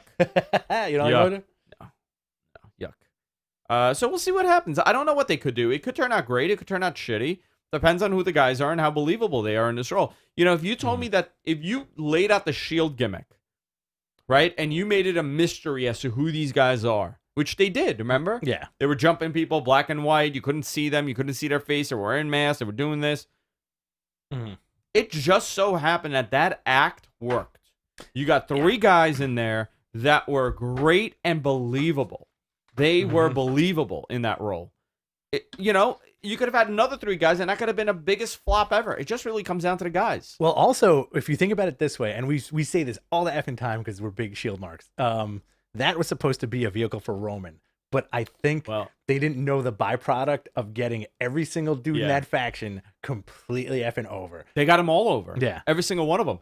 And that's the magic of WWE. When they really when they're firing on all cylinders, they are. Absolutely. And the Shield is a great example of an act, but again, that was 2013. Oh my God. That's a long time ago. You know what my favorite story 7 is years. From their debut that they all tell is that they were trying not to let people get into their heads about their debut. Oh, really? And they were like, we agreed. I think Mox told this, and I think Seth told us. They were like, we agreed that we were just going to go out there and potato every single person that was in the ring. And he was like, and we did, and we didn't catch shit for it, and we just kept doing the same thing every week. Believable. And they came out great. They came out great. And a potato is when you hit somebody really hard. With a potato. With a potato. You just throw potatoes. You got potatoed on the subway. I did, by an old Persian man. I'm still suffering to this day. Dude, I think that's how COVID happened, man. Honestly, I think that fucking guy gave me the potato. I became patient zero, and I just spread it to everybody else. You got potato flashbacks? Yeah, all the time. To piggyback on the Retribution thing, Anthony asks, so Mercedes is Retribution bound, right? That makes sense. I don't know who's in anything. Right. And they nothing is in stone yet. They have some ideas, but we've seen what they've done. They've done this before with a masked person, and it was supposed to be somebody, and they pulled it at the last minute. Or DDP. Imagine it's DDP so good. the whole time. Jagor492 writes, with Thunder Rosa appearing on Dynamite again, do we see Nick Aldis appear at some point? I would maybe say a third match against Cody. Absolutely. I think so. Yeah. I think the relationship is really good with them. Needs a crowd. It definitely needs a crowd. And why would you waste, Nick Aldis, your NWA champion in front of nobody? So we'll see. Little by little, they're adding more people to that crowd. So I would love to see him in a match again. Solus asks, you might get this a lot, but who becomes AEW's Hulk Hogan? I know you love your Hogan talks for booking. LOL. Oh, who becomes their Hulk Hogan? That LOL stands for Lariat or Lariat. Lariat over Lariat. I don't know, man. I don't know who becomes their Hulk Hogan. Brody. I don't think you can. I think it's just a different world. Hulk Hogan, as far as like this cartoon of a character, I don't know. If Brody hit the gym more and got really wide, No, because and he's big, not. You know, here was the thing though. Brody's a big guy. He looks scary, 6'8". right? Hulk Hogan did not look scary. Hulk Hogan looked like he worked. I mean, this is the reality though, right? He was a big blonde dude. He looked like he could be your dad. You know, he looked like Hogan was just Hogan. I don't think we'll ever get another Hogan. We'll never get another Rock. We'll maybe get another Austin. But these are very special characters and people. So I don't know if AEW could manifest that, but definitely not going to be Joey Janela. You know? Yeah, I think it's got to be a big dude with a big personality. I think Brody body-wise, man, if this guy really dedicated his time to get really effing buff, it's Brody. That guy's got such a great personality. So Anthony brings up something interesting about AJ Styles. Last night, I saw this quote going around about how AJ was talking about retiring and to watch on Friday, and he's planning on retiring. And I saw a bunch of people write about this. So what I did, I took the quote and I put it in the service that I use to schedule posts. Yeah. Right. So before I do the research, sometimes I'll take a post and I'll put it there so I don't forget it. And I started researching it. And before I was done researching it, it's sent because it was scheduled to send. Okay. So I deleted it as soon as I saw it, but I have yet to clarify on if AJ Styles said, you know, he's looking to retire soon or what. So I deleted it and I'll look into it today. Apparently he had said this on his Twitch stream. I can't find it, so I'm saying it's BS. Okay. Until I find it. When I find it, okay, it happened. It won't be BS. It'll be what's the opposite of BS? Great shit. Great shit. Batcher 3000. Do you like Cedric joining the Hurt Business? Yes. Yes, I like it a lot. Large 23. What do you think about the third party controversy? Okay. So WWE's backpedaled on that a little bit. Yes. I think we spoke about this a little bit, but I know a little bit about independent contractors because of the business I'm in.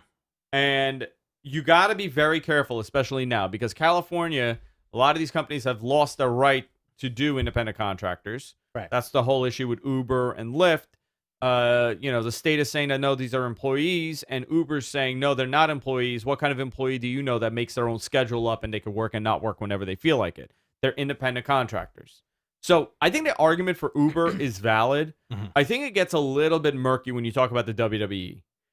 These guys are not independent contractors by the term of what an independent contractor is. Right. Right? WWE has had this issue many times in the past, and because of the state that they're in, they have been able to get past a lot of the questions as to, okay, so you're telling me they work for you exclusively. They can't work on for another wrestling company.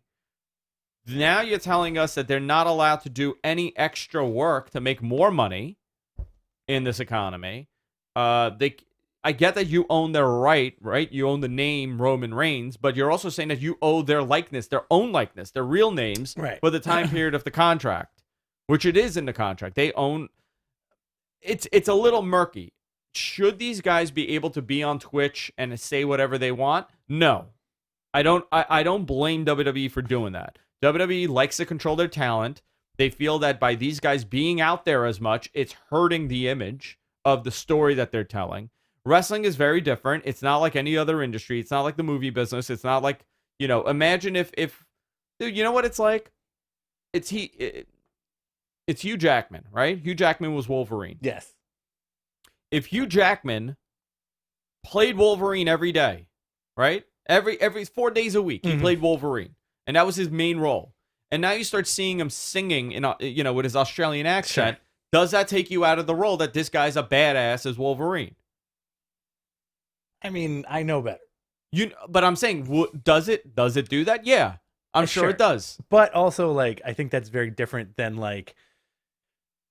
I think that's a contractual thing. Like you said, they were trying to backpedal on what they said, but I think this is a contractual thing that should have happened Yes. a while, like pre all this. Like, you know how Marvel and Disney have disparagement clauses where you can't talk ill of the company as long as you're under contract. WWE has that as well. But I think this is very limiting, but also very opening. And I think AJ addressed how the usage of his name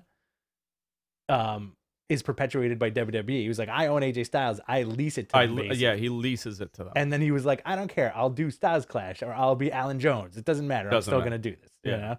Because they're not doing anything wrong. But I think, like you said last week, I think it's a whole thing where, holy shit, these people are making all this money and we're not getting a piece of this pie. Yeah. You know, that's the what bottom it is. line. But by the way, let me just get back to the Hugh Jackman thing, right? Sure. You still upset about that? No, I'm going to tell you. So, but you know what the difference is? Mm-hmm. When you watch Marvel, right? They're telling you at the end of the show, oh, it's Hugh Jackman playing Wolverine. Sure. It's a movie. They present it as if it's a movie. Sure. WWE doesn't do that. WWE doesn't say like, hey guys, these are real people. You know, AJ Styles, yeah, he's a wrestler. That's his job, but he's not really AJ Styles. Mm-hmm. Like, it's too murky. It's very murky. I equate it to a basketball player, right? If a basketball player signs a deal with Nike, and now the NBA says, no, sorry, you can't do that. Mm-hmm. You know why they don't say that? Because they're employees. They have a union. They can't not say that. Right. So they got to get very careful with this. I think the days of the independent contractor for WWE, it's slowly going away. But with that said, you know what's going to happen? Their pay's going to get cut. Yeah. Because the company's not going to want to make less money. Right. They want to make more money. So they're going to cut their pay by like 20%. Everybody makes less money, but now you have your benefits.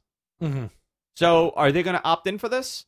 I would say the wrestlers won't because it's a very short career. Right. These guys, majority of the time, these guys are not wrestling for 25 years. It's rare that you have a long time on top. It's very rare. It's a very short career, and they want to make as much money as possible. But you have guys like Dolph Ziggler, I think, who... Anomaly. He's an anomaly. Career guys who make a good chunk of change, right? But guys like Roman also, like, he's been on top for what, like 5 years already? Kind of. Roman, yeah, he's been top. He's been a top guy since he debuted. Yeah, Seth, six, pretty 7 much. years. You know, it's very interesting when you kind of look at those numbers. The Rusev thing, it's kind of topical, but I think last month he had an interview where he said he confronted Vince about his merchandise sales. Who said this? Rusev. Yeah, and his T-shirts were sold out, and Vince basically said, "Well, maybe we didn't make enough." Yeah, because you know what though. Listen, you know how many other people walk into Vince's office and say the same thing? Mm-hmm. You know, like, you got to think about it.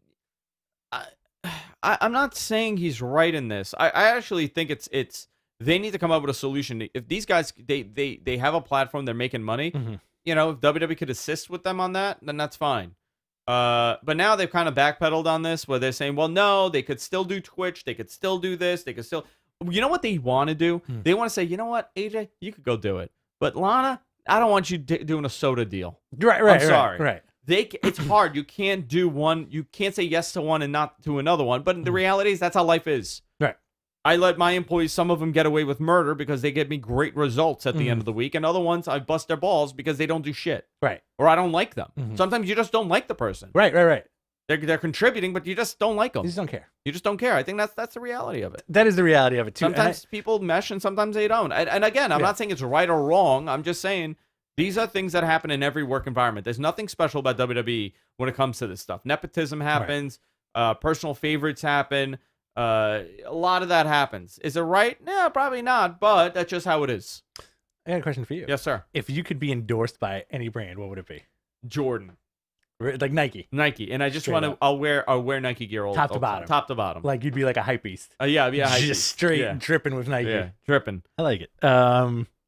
I'd be an Adidas guy. Adidas? I'd just be like, yeah. You know, he was a Nazi. Who, John Adidas? I watched a story of Adidas and Puma. It was actually fascinating. They were two brothers. Is that on Netflix? Yes. Yeah, they were two brothers, and one became a Nazi sympathizer, and the other one wanted nothing to do with him. Just wanted to be a tiger. And he just wanted to be a tiger, man. And they split the companies. One became Puma, one became Adidas. Any chance the Rusev Meltzer feud was a work, and Dave knew he was going to AEW? No, it's not. Yes and no, right? Dave gets apparently something happened with Ryback. I have no idea what Ryback said. Who cares? By the way, imagine it's Ryback in the crew. Oh, that would be phenomenal. If Ryback's coming back. Feed me your. He's a guy. You know what? He's one of those dudes that we always talk about how much we love pro wrestling and we love wrestlers that go out there and get it after they're done with WWE. Yeah. He's one guy that didn't do it. He's one of those guys that I'm all right, he's doing a podcast. He's got a bunch of shit going. Great. Good for him. But he didn't wrestle. He's not wrestling. He did not wrestle. Yeah. I don't know what he said, but the Rusev thing was interesting. I think a lot of these guys don't really follow Dave. Mm-hmm. I think Dave gets more shit than is deserved, to be honest. I think it's all hearsay. It's a lot of it is hearsay because they don't actually subscribe. Exactly. I also think a lot of people have misconceptions of him because of mistakes that he's made 20 years ago. Again, this is what it is, right? You listen to Eric Bischoff's podcast or you listen to Bruce Pritchard's. They attack Dave on a lot of stuff that didn't come true, but it's not really Dave that's making it up. It's people telling him stuff. It's people stooging off and telling him stuff. And a lot of the times what happens is they tell him the truth and then things change. You should do a podcast called In Defense of Dave. In Defense of Dave? But by the way, there are tons of points that I don't agree with him on. Right. A lot of stuff.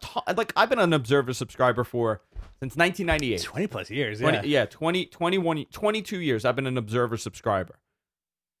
I don't agree with Dave on many of his takes. Right. But that's fine. I don't have to agree with him. It's his opinion. And you know what that does? It allows me to think about what my opinion is on something.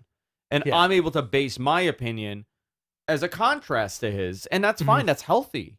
I don't want to agree with somebody all the time. That does nothing for me. I don't want to agree with them. That's a good point. That's a great point, Andrew. And that's exactly what I think we fall into as a society of fans, where fans want to listen to something that doesn't make them think. And I think the Meltzer thing is a very peculiar beast because he's been around a lot longer than people give him credit for. I'm not defending the guy. 30-something years. I'm not defending the guy, but I think there's a point, like you just said, I want to watch somebody who has my exact thoughts and thought process. This guy's not telling me what I like, right? And I think that's what drives people nuts. And it's also partially the I heard culture. How many times you talk to somebody and you're like, holy shit, I've been watching this on Netflix or I read this book. Yeah. And then that other person may go, oh, well, I heard that wasn't great. So I didn't bother. All the time. Yeah, I'll give you an example. I'm watching The Boys, right? Yeah. I like The Boys. I think it's a really good series. Mm-hmm. Someone's going to take that clip. I know for a fact when I said I like The Boys. The Boys. Jonathan's in the chat room. Jonathan's already working on this. I think it's a great show. I told somebody the other day, I'm like, oh, have you seen The Boys? It's back. He's like, I don't like that show. I'm like, why? He goes, it's stupid. Why? I watched the first episode, didn't get it. I go, it's not stupid. So you watched one episode of the entire first season, and you determined that the whole thing is stupid. I go, well, did you watch the second episode? Like, did this and this happen? He's like, oh, I didn't know that. I'm like, I know you don't because you only watched the first episode. Right.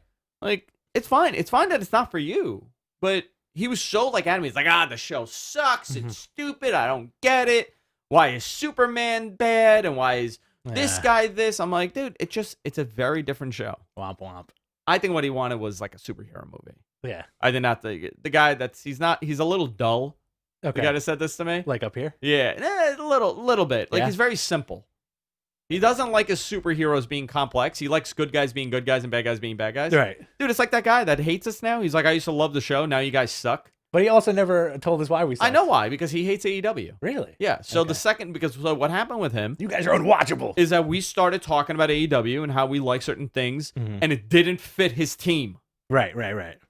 Like, you know how many people I know, like, you know this, right? Grew up as a Mets fan, right? Yeah. Mets fan.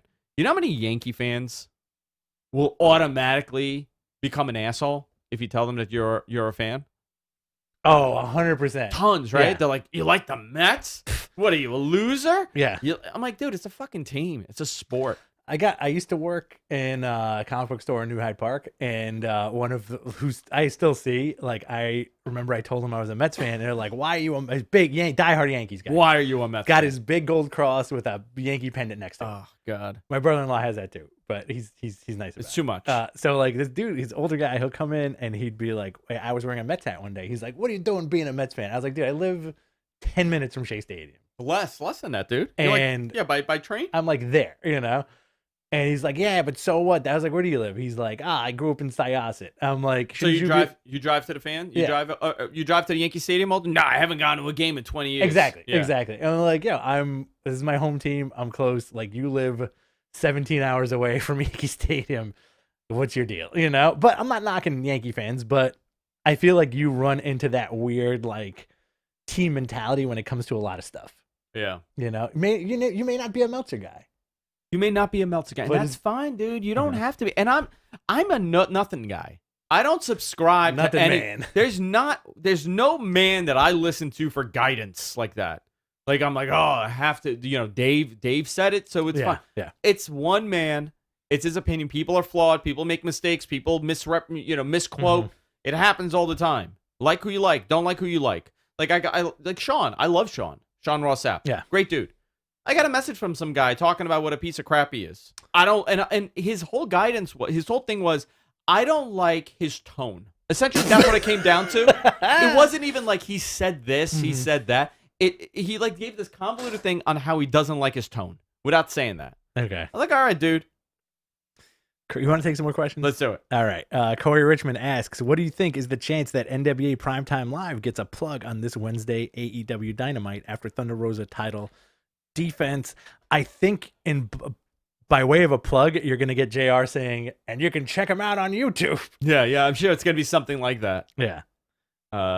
Did Vince change his tune with Shayna? Are we at that question yet or no? No, I got... You're far back. Let's go down the list. Go. When does Curtis Axel show up?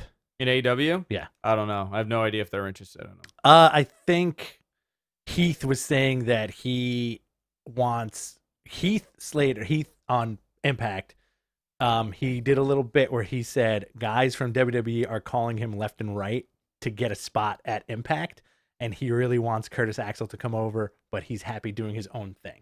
So I'm curious about Impact. Do these guys know something we don't? Who?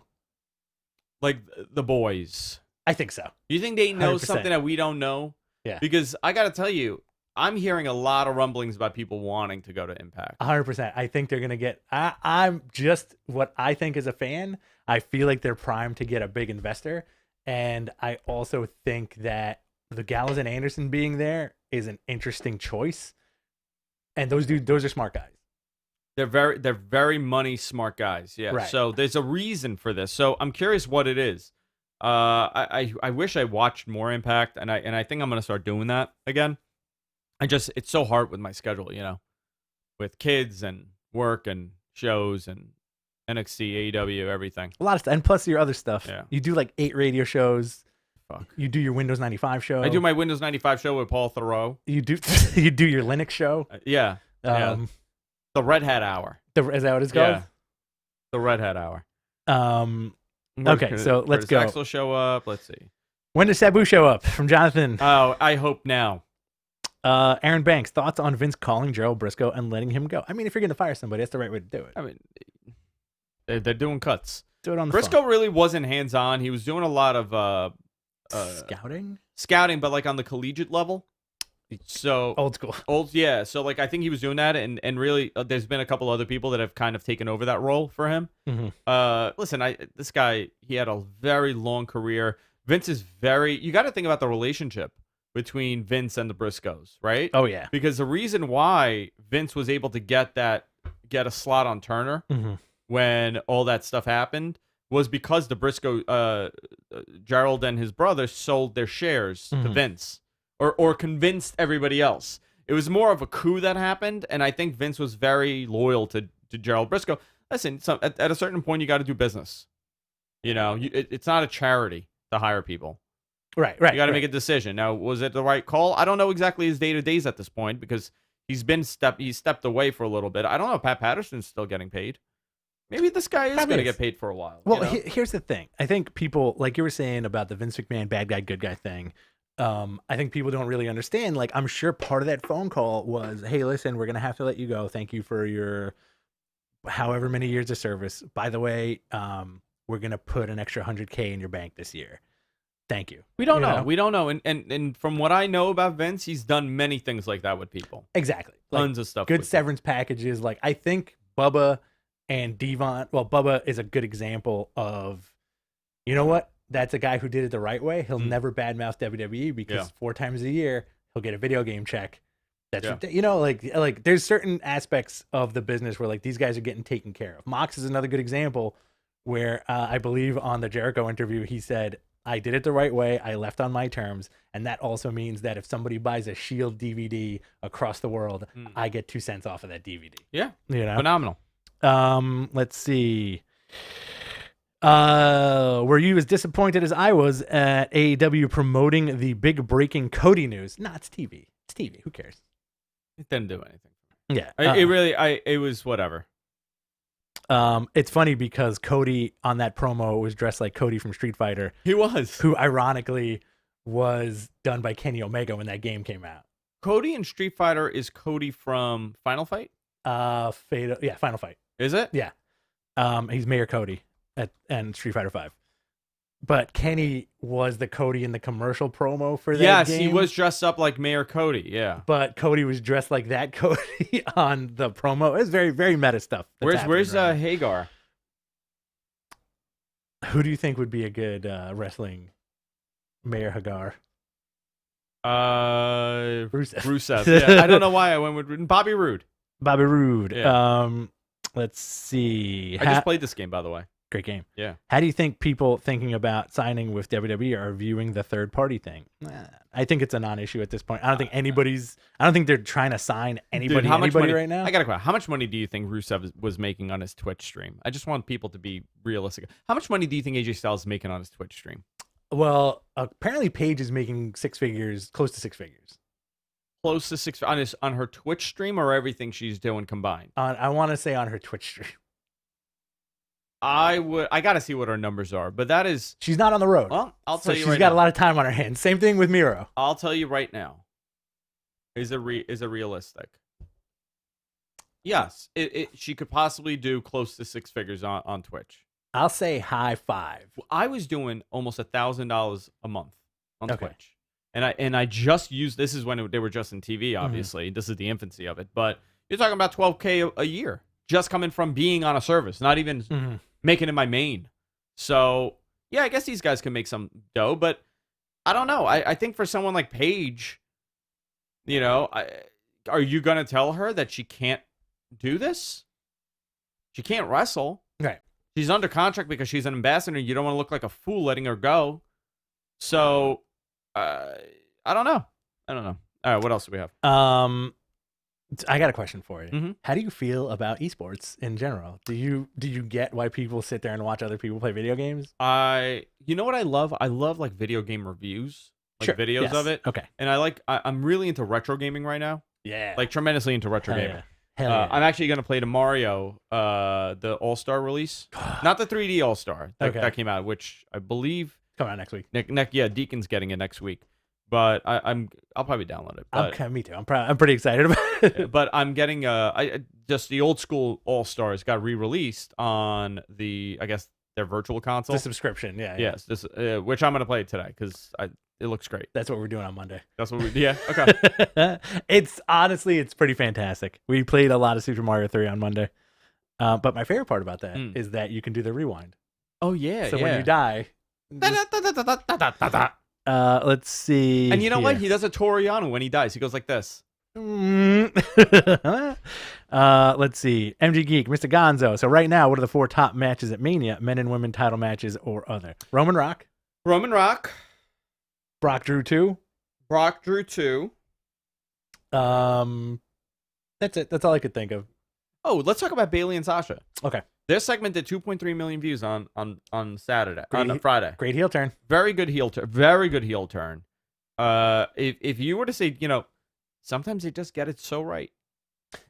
I have a point to make about that. I think a good reason for that those numbers to be so high is that it wasn't just a quick heel turn like Cedric's, right? Yeah. It was an extended heel turn that kept going. So if I texted you, yo, put on Channel 5 right now and watch this, you would still be able to get up, put the TV on, and see the end of that beating. Yeah. Right? I think that helped a lot. Yeah. I feel like people were just like, holy shit, this is happening right now. Because it went long. It went long, and I think that's always a good thing to boost those numbers. That's interesting. I never saw it that way. I never thought of that, but I think you're 100% right on that. Thanks, bud. Let's see. Does Andrew want to sing Australian show tunes? I think that was Bob. Brutal Bob. Are you guys watching Cobra Kai? Season 1 was awesome. Haven't watched season 2. How much of the AEW ratings be affected by running next Thursday versus the NBA Game 7 NFL Week 2? I don't know. Well, NFL starting next week is going to be really tough for WWE for Monday. Absolutely. That's going to be rough. Very rough. People want that football. Yeah. We'll see. Does Ali have heat with WWE? No, Ali does not have heat. They just don't know what to do with him. Let me say that again. They want to be careful with him because they feel like there is a lot of star power with him. They just cannot figure out how the hell to utilize him. Because you know where he falls into? That Cedric and Ricochet role in this company. Everybody falls in that role, and that's the problem. Everybody becomes like Cedric. Everybody becomes like all these mid-card guys, and they just stay in there, and they perpetually just live in that bubble. The unfortunate mid-card bubble of WWE. And you can't do anything to get out of it. Unless you're R-Truth for some reason.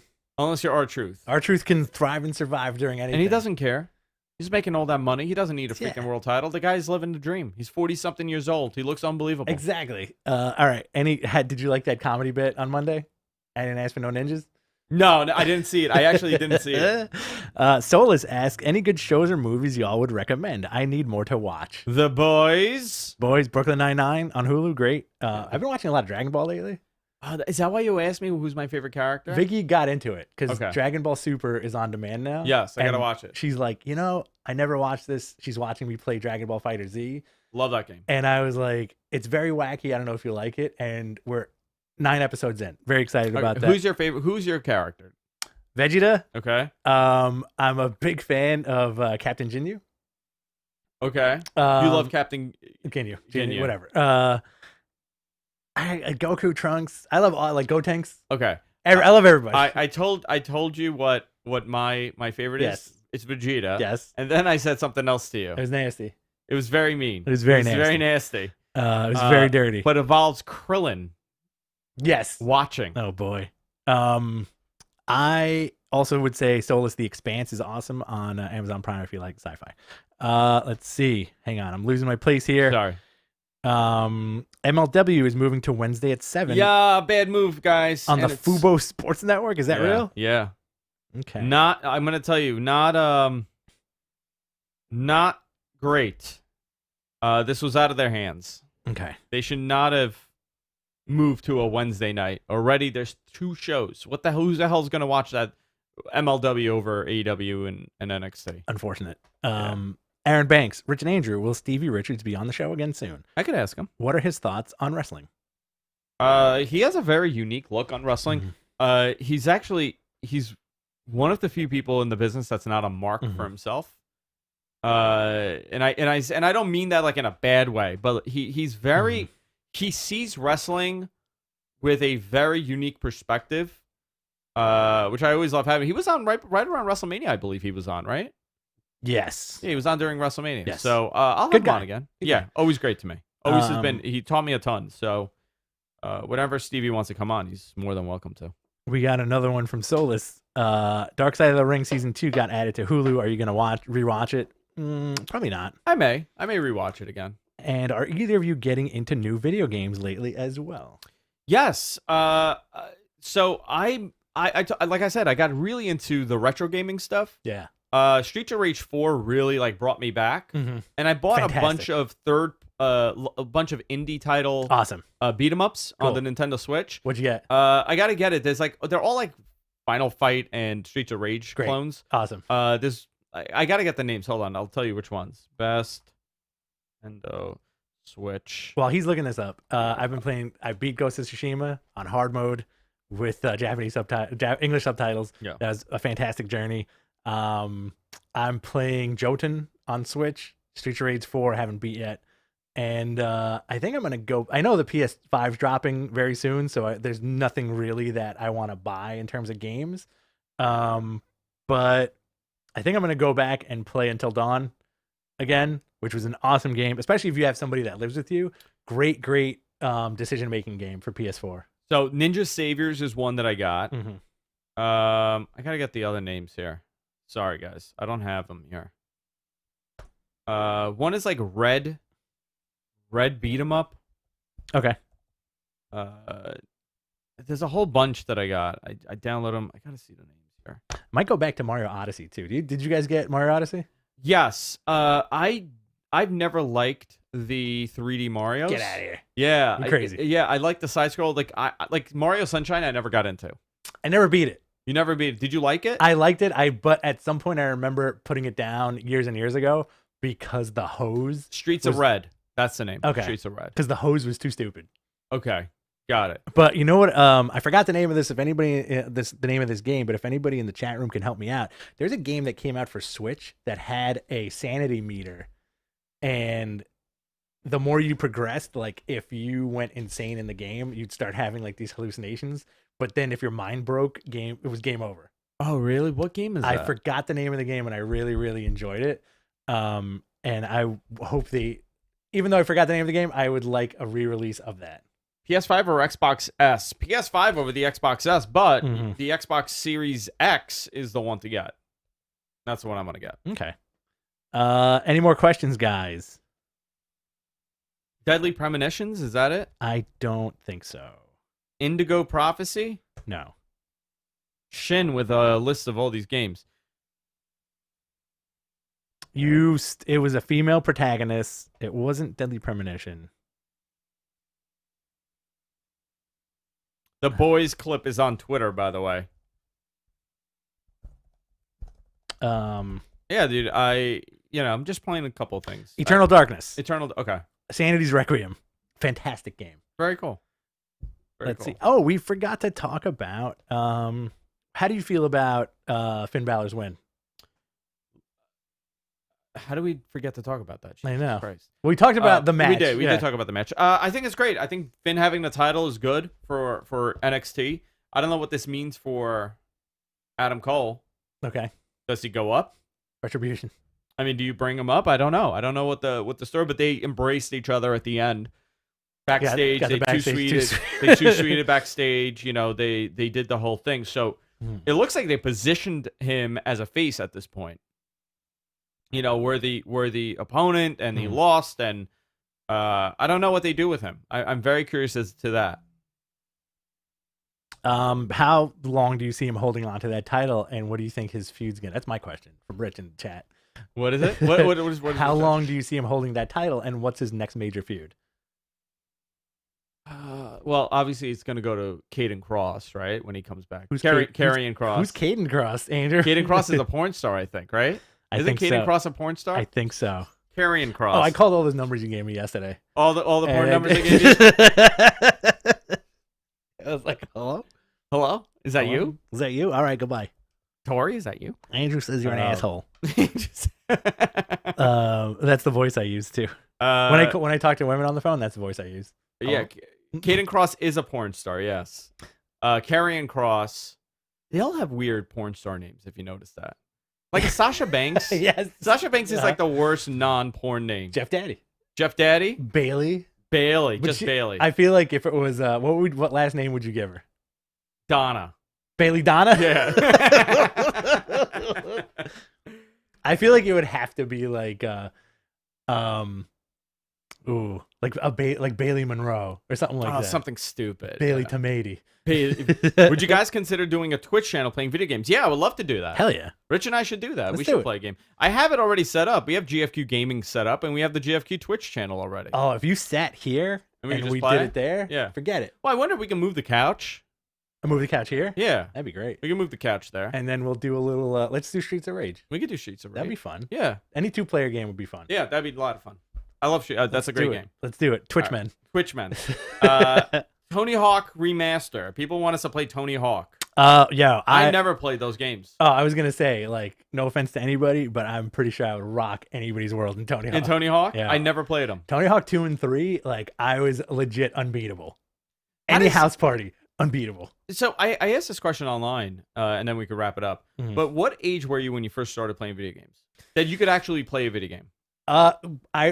there's two parts to this because Okay. I shared this with Vicky the other day. When I was a kid, when I was like a little, my cousin in Staten Island had a Nintendo, and everybody was over the house for like some party, and they wouldn't let me play. But I was like maybe like 5 or 6. Okay. So I was just like, oh, yeah, wah.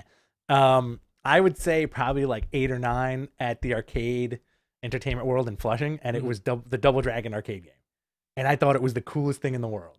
Very cool. And that was like also the first time I felt like quarter remorse. Oh, The immediate died. Yeah. Like, you know, That's very and interesting. that was it. And then I remember getting that game a couple years later when they released it on NES and being disappointed that it wasn't the same game. that it didn't look like the arcade Yeah. game. Yeah. What about you? I was probably 5. I'm trying to think. I Okay. remember playing when I was 4, but I was probably 5 when it really happened. Yeah, 5 years old, Mario. And then I got in, I went from there. But Double Dragon, I played Double Dragon 2 before Double Dragon, and then I got Double Dragon. Mm-hmm. 2 was so much better than the first one. Yeah. But have you gone back to play it now? It's so slow. Yes. Even Super Double Dragon, the one on the SE, Yeah. On the SNES, The SNES. the Yeah. SNES, that was supposed to be really like a big deal. Yeah. It sucked. It was just way too slow. The game would look like it was developed with the same, like as if it was supposed to be for the NES because it was an early title, Mhm. and it was just so slow. You know what? I hated Battletoads. Hated Battletoads. I really enjoyed Battletoads. Never liked it. It was Never such got a it. weird game. They creep me out, man. Really? Yeah. You were Didn't like a them. turtle guy? I was a turtle guy. Yeah. I don't want fucking frogs. I really love What am I? Battletoads. These goddamn amphibians. Best wrestling game. Best wrestling game? No Mercy. Really? Yeah. See, big fan of WrestleMania 2000. Same game. I mean, No Mercy, WrestleMania 2000. All those THQ games. Really big fan of the second SmackDown game for PS1. Know Your Role, Shut Your Mouth. I think so. Here Comes the Pain was really good. And That was probably my favorite one. Here Comes the Pain was awesome. SmackDown Raw 2006 to 2007, very good. They're all the same though now, The right? PS4 ones are very hit or miss. Well, the last one, 2K20 sucked, right? That's the story? We're still sticking to this, that it was terrible? 2K20? Yeah. Like Terrible. really bad? Very glitchy. Yeah, because what happened, they changed their developer. Mm-hmm. They changed the team that was doing it, and these guys started from scratch, and it looks like shit. It looks like it's from 10 years ago. Like, there are certain games from 10 years ago that look better than that. 2K18 was good. That was okay. People are saying that we should play Fall Guys if we do. What is Fall Guys? Let's see. I'm not a fan. What is it? It's a game? It's hard to describe. Yeah. What is this? Birds? What is this guy? Chicken? They're like ghosts? What is this? What am I looking at here? It's you're playing as like floppy dudes. I would much rather play Smash Brothers. You're playing as floppy... it's like a Battle Royale game? Mhm. Yeah, I'm not crazy about those Battle Royales. Like Smash Brothers and stuff like Really? that. Yeah, Alright. Smash Brothers doesn't... Everybody talks about it. It Mhm. never did it for me. What does it for you? Side scrollers, retro games. Love side scrollers, love retro games. I could play like Street Fighter. Mhm. The Dragon Ball Z game I love. Fantastic. I game. love fighting games. This game is weird. You want to take one more wrestling let's related do it. question? Yeah. What is your thoughts? What are your thoughts on the price point for the NWA weekly pay-per-views? How much are they? I'm not sure. They were cheap. $6? I don't know. I don't know. What do we have the number? I forgot what it was. Let's see. NWA pay-per-view price. I forgot the price of it. $19.99. No. Yeah. Really? That's high, man. That can't be. $20 Oh wait. a week? Wait a sec. Hang on. Can't be. This is like from no. Or no, for $23.99. So 4 shows for. that's fine. It's okay. Yeah, it's $5 a show. Not bad. It's not bad. I think that's fine. You got to have it around a couple bucks. You know, you can't have more than that. Like I'll buy a couple. Mhm. You know, but am I going to do it every week? Probably not. Not because I don't want to justify spending it, just because I don't want to pay for something. You know, like Right. just the thought process of I got to buy it now. Right. $11.99 in demand. I think it's different. Like the automatic pay structure for the network, Works. that $10 a month, where you're like, how many times do I come here and you're watching the network?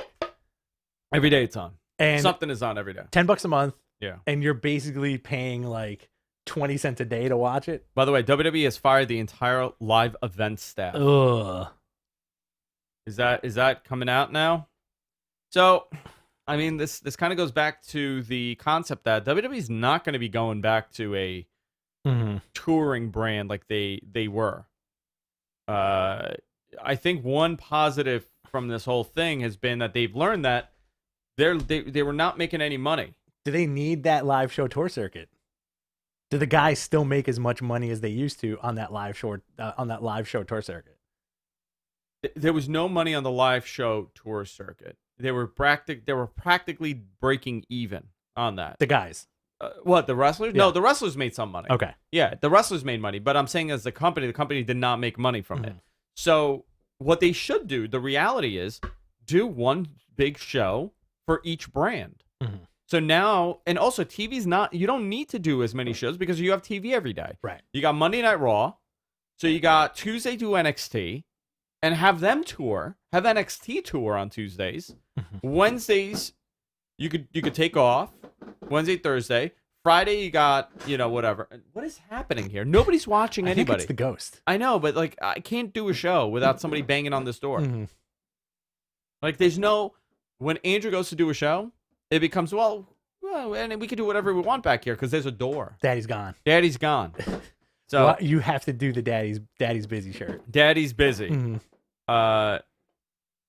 So I don't know. We'll see what happens. You need a light that goes on, like an on-air light that goes on outside the door. Yeah. So that when the red light's on, that means be quiet. And now my boss is calling me too. Really? Yeah. Man, So, you're not having a good day today, are I'm you? having a fucking long ass day, Sorry, man. And man. I gotta wrap it up. Anyway. I hope that coffee helped. the coffee was tremendous. I put a Thank little you. cocaine in it. Oh, I'm so glad, man. Just helped. I had a little extra. Helped allegedly. All right, guys. Let's wrap it up. We'll see you all next week. A lot of stuff going on. I'm sure if you want to follow us on Twitter at Mattmen Podcast. Subscribe to us. We're everywhere podcasts are available. BTC Rich on Twitter, at Andrew Zarian on Twitter. Mattmen Podcast on Instagram. Guys, we're on Instagram. Yeah. So follow us on Instagram. Posting there daily, twice a day. Just, doing a little bit of everything. And we'll be on Twitter. I'm sure we'll be talking about the releases coming up. But we'll see you all next time, guys. Later. Take care. Mwah. Thank you, guys. Yeah, thanks, fellas. And possible ladies. And ladies, boys and girls. Wow, 2 hours. We did 2 hours. Get out of here. 117 minutes. Good for us. Yeah, that is a lot. All right, guys. Thanks a lot. I'm logging off. Thank you. Bye.